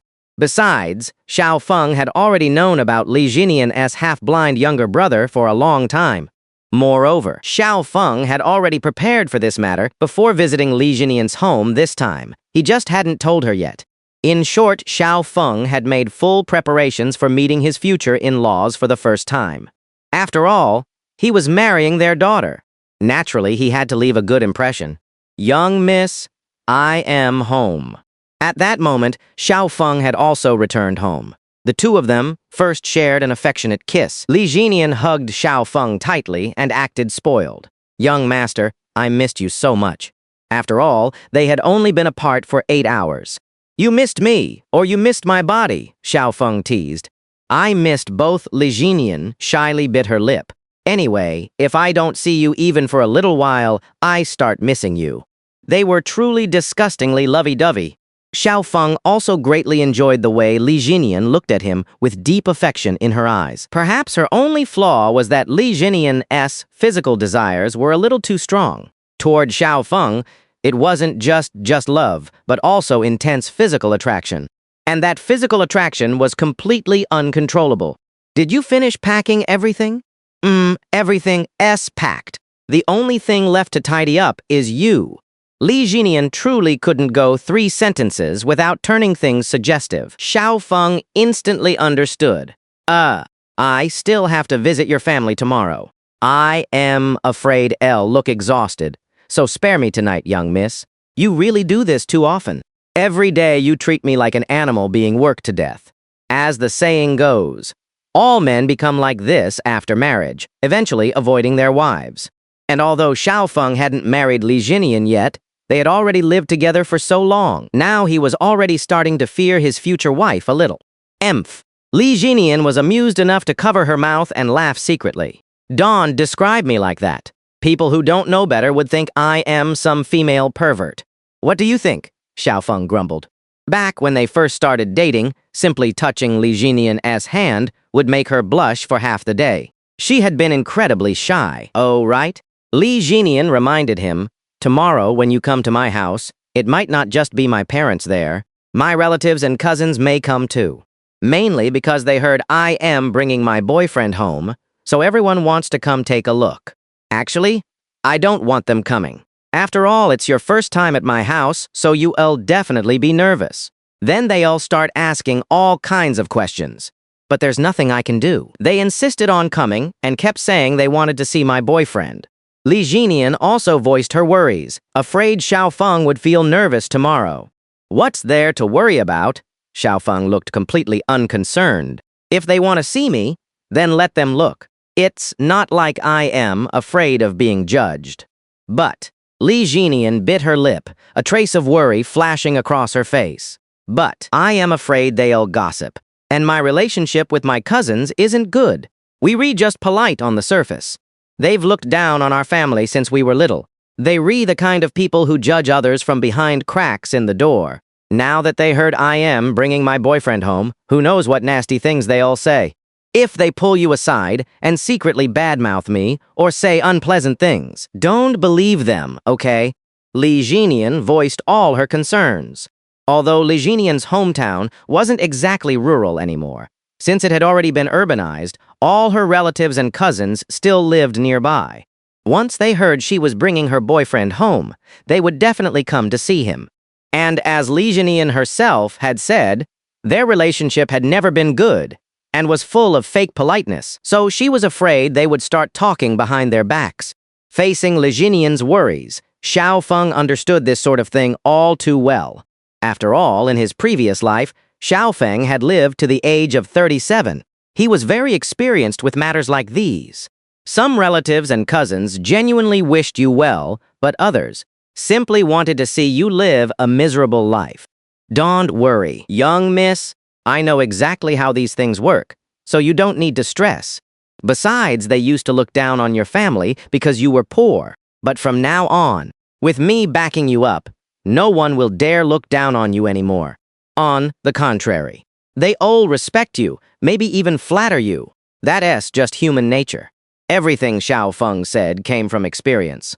Hearing his words, Li Jinian suddenly felt that Xiao Feng had somehow become even more attractive, even more handsome. Li Jinian softly responded, "My boyfriend is so outstanding. If they talk badly about him, it just means they re-jealous." Exactly. Xiao Feng jokingly added, "If anyone looks down on you, then just throw my bank balance in their faces. There's still 22.36 million yuan in my account right now. Let them be shocked for once." Ha ha. Li Jinian laughed so hard she couldn't stop. That move is way too cheesy. It's like something straight out of a novel. "How dare you?" Xiao Feng pretended to look stern. "You actually dare mock me." "Oh, wait. That's not right." Li Jinian suddenly reacted. "Since when did you have that much money in your account? I remember last time it was only around 10 million. Over the past month, Xiao Feng's assets had undergone tremendous changes, but during that whole month, he still hadn't told Li Jinian about it. So when Li Jinian heard that Xiao Feng had 22.36 million yuan in his account, she was obviously surprised. Clearly, last time it had only been 11.15 million, and now it had directly doubled. Most importantly, tomorrow Xiao Feng would receive another 575 million yuan. Meanwhile, Xiao Feng deliberately put on a smug expression. "Of course, your young master made more money again, and tomorrow another huge payment will hit my account." "There's another payment. How much money is it?" Li Jinian asked curiously. Xiao Feng definitely wasn't going to tell her today. He simply sat on the sofa, crossed his legs, and said, "I am not telling you. You'll find out tomorrow. But you can boldly try guessing." He was making Li Jinian guess again. Seeing Xiao Feng sitting there with crossed legs and a smug expression made Li Jinian want to discipline him. In a soft and slightly seductive voice, Li Jinian said, "I am not guessing. I always guess wrong anyway. How about, you guess what I want you to do next?" The smile on Xiao Feng's face instantly disappeared. "Let me guess. Take a shower." "You guessed right. Your reward is getting to take a shower."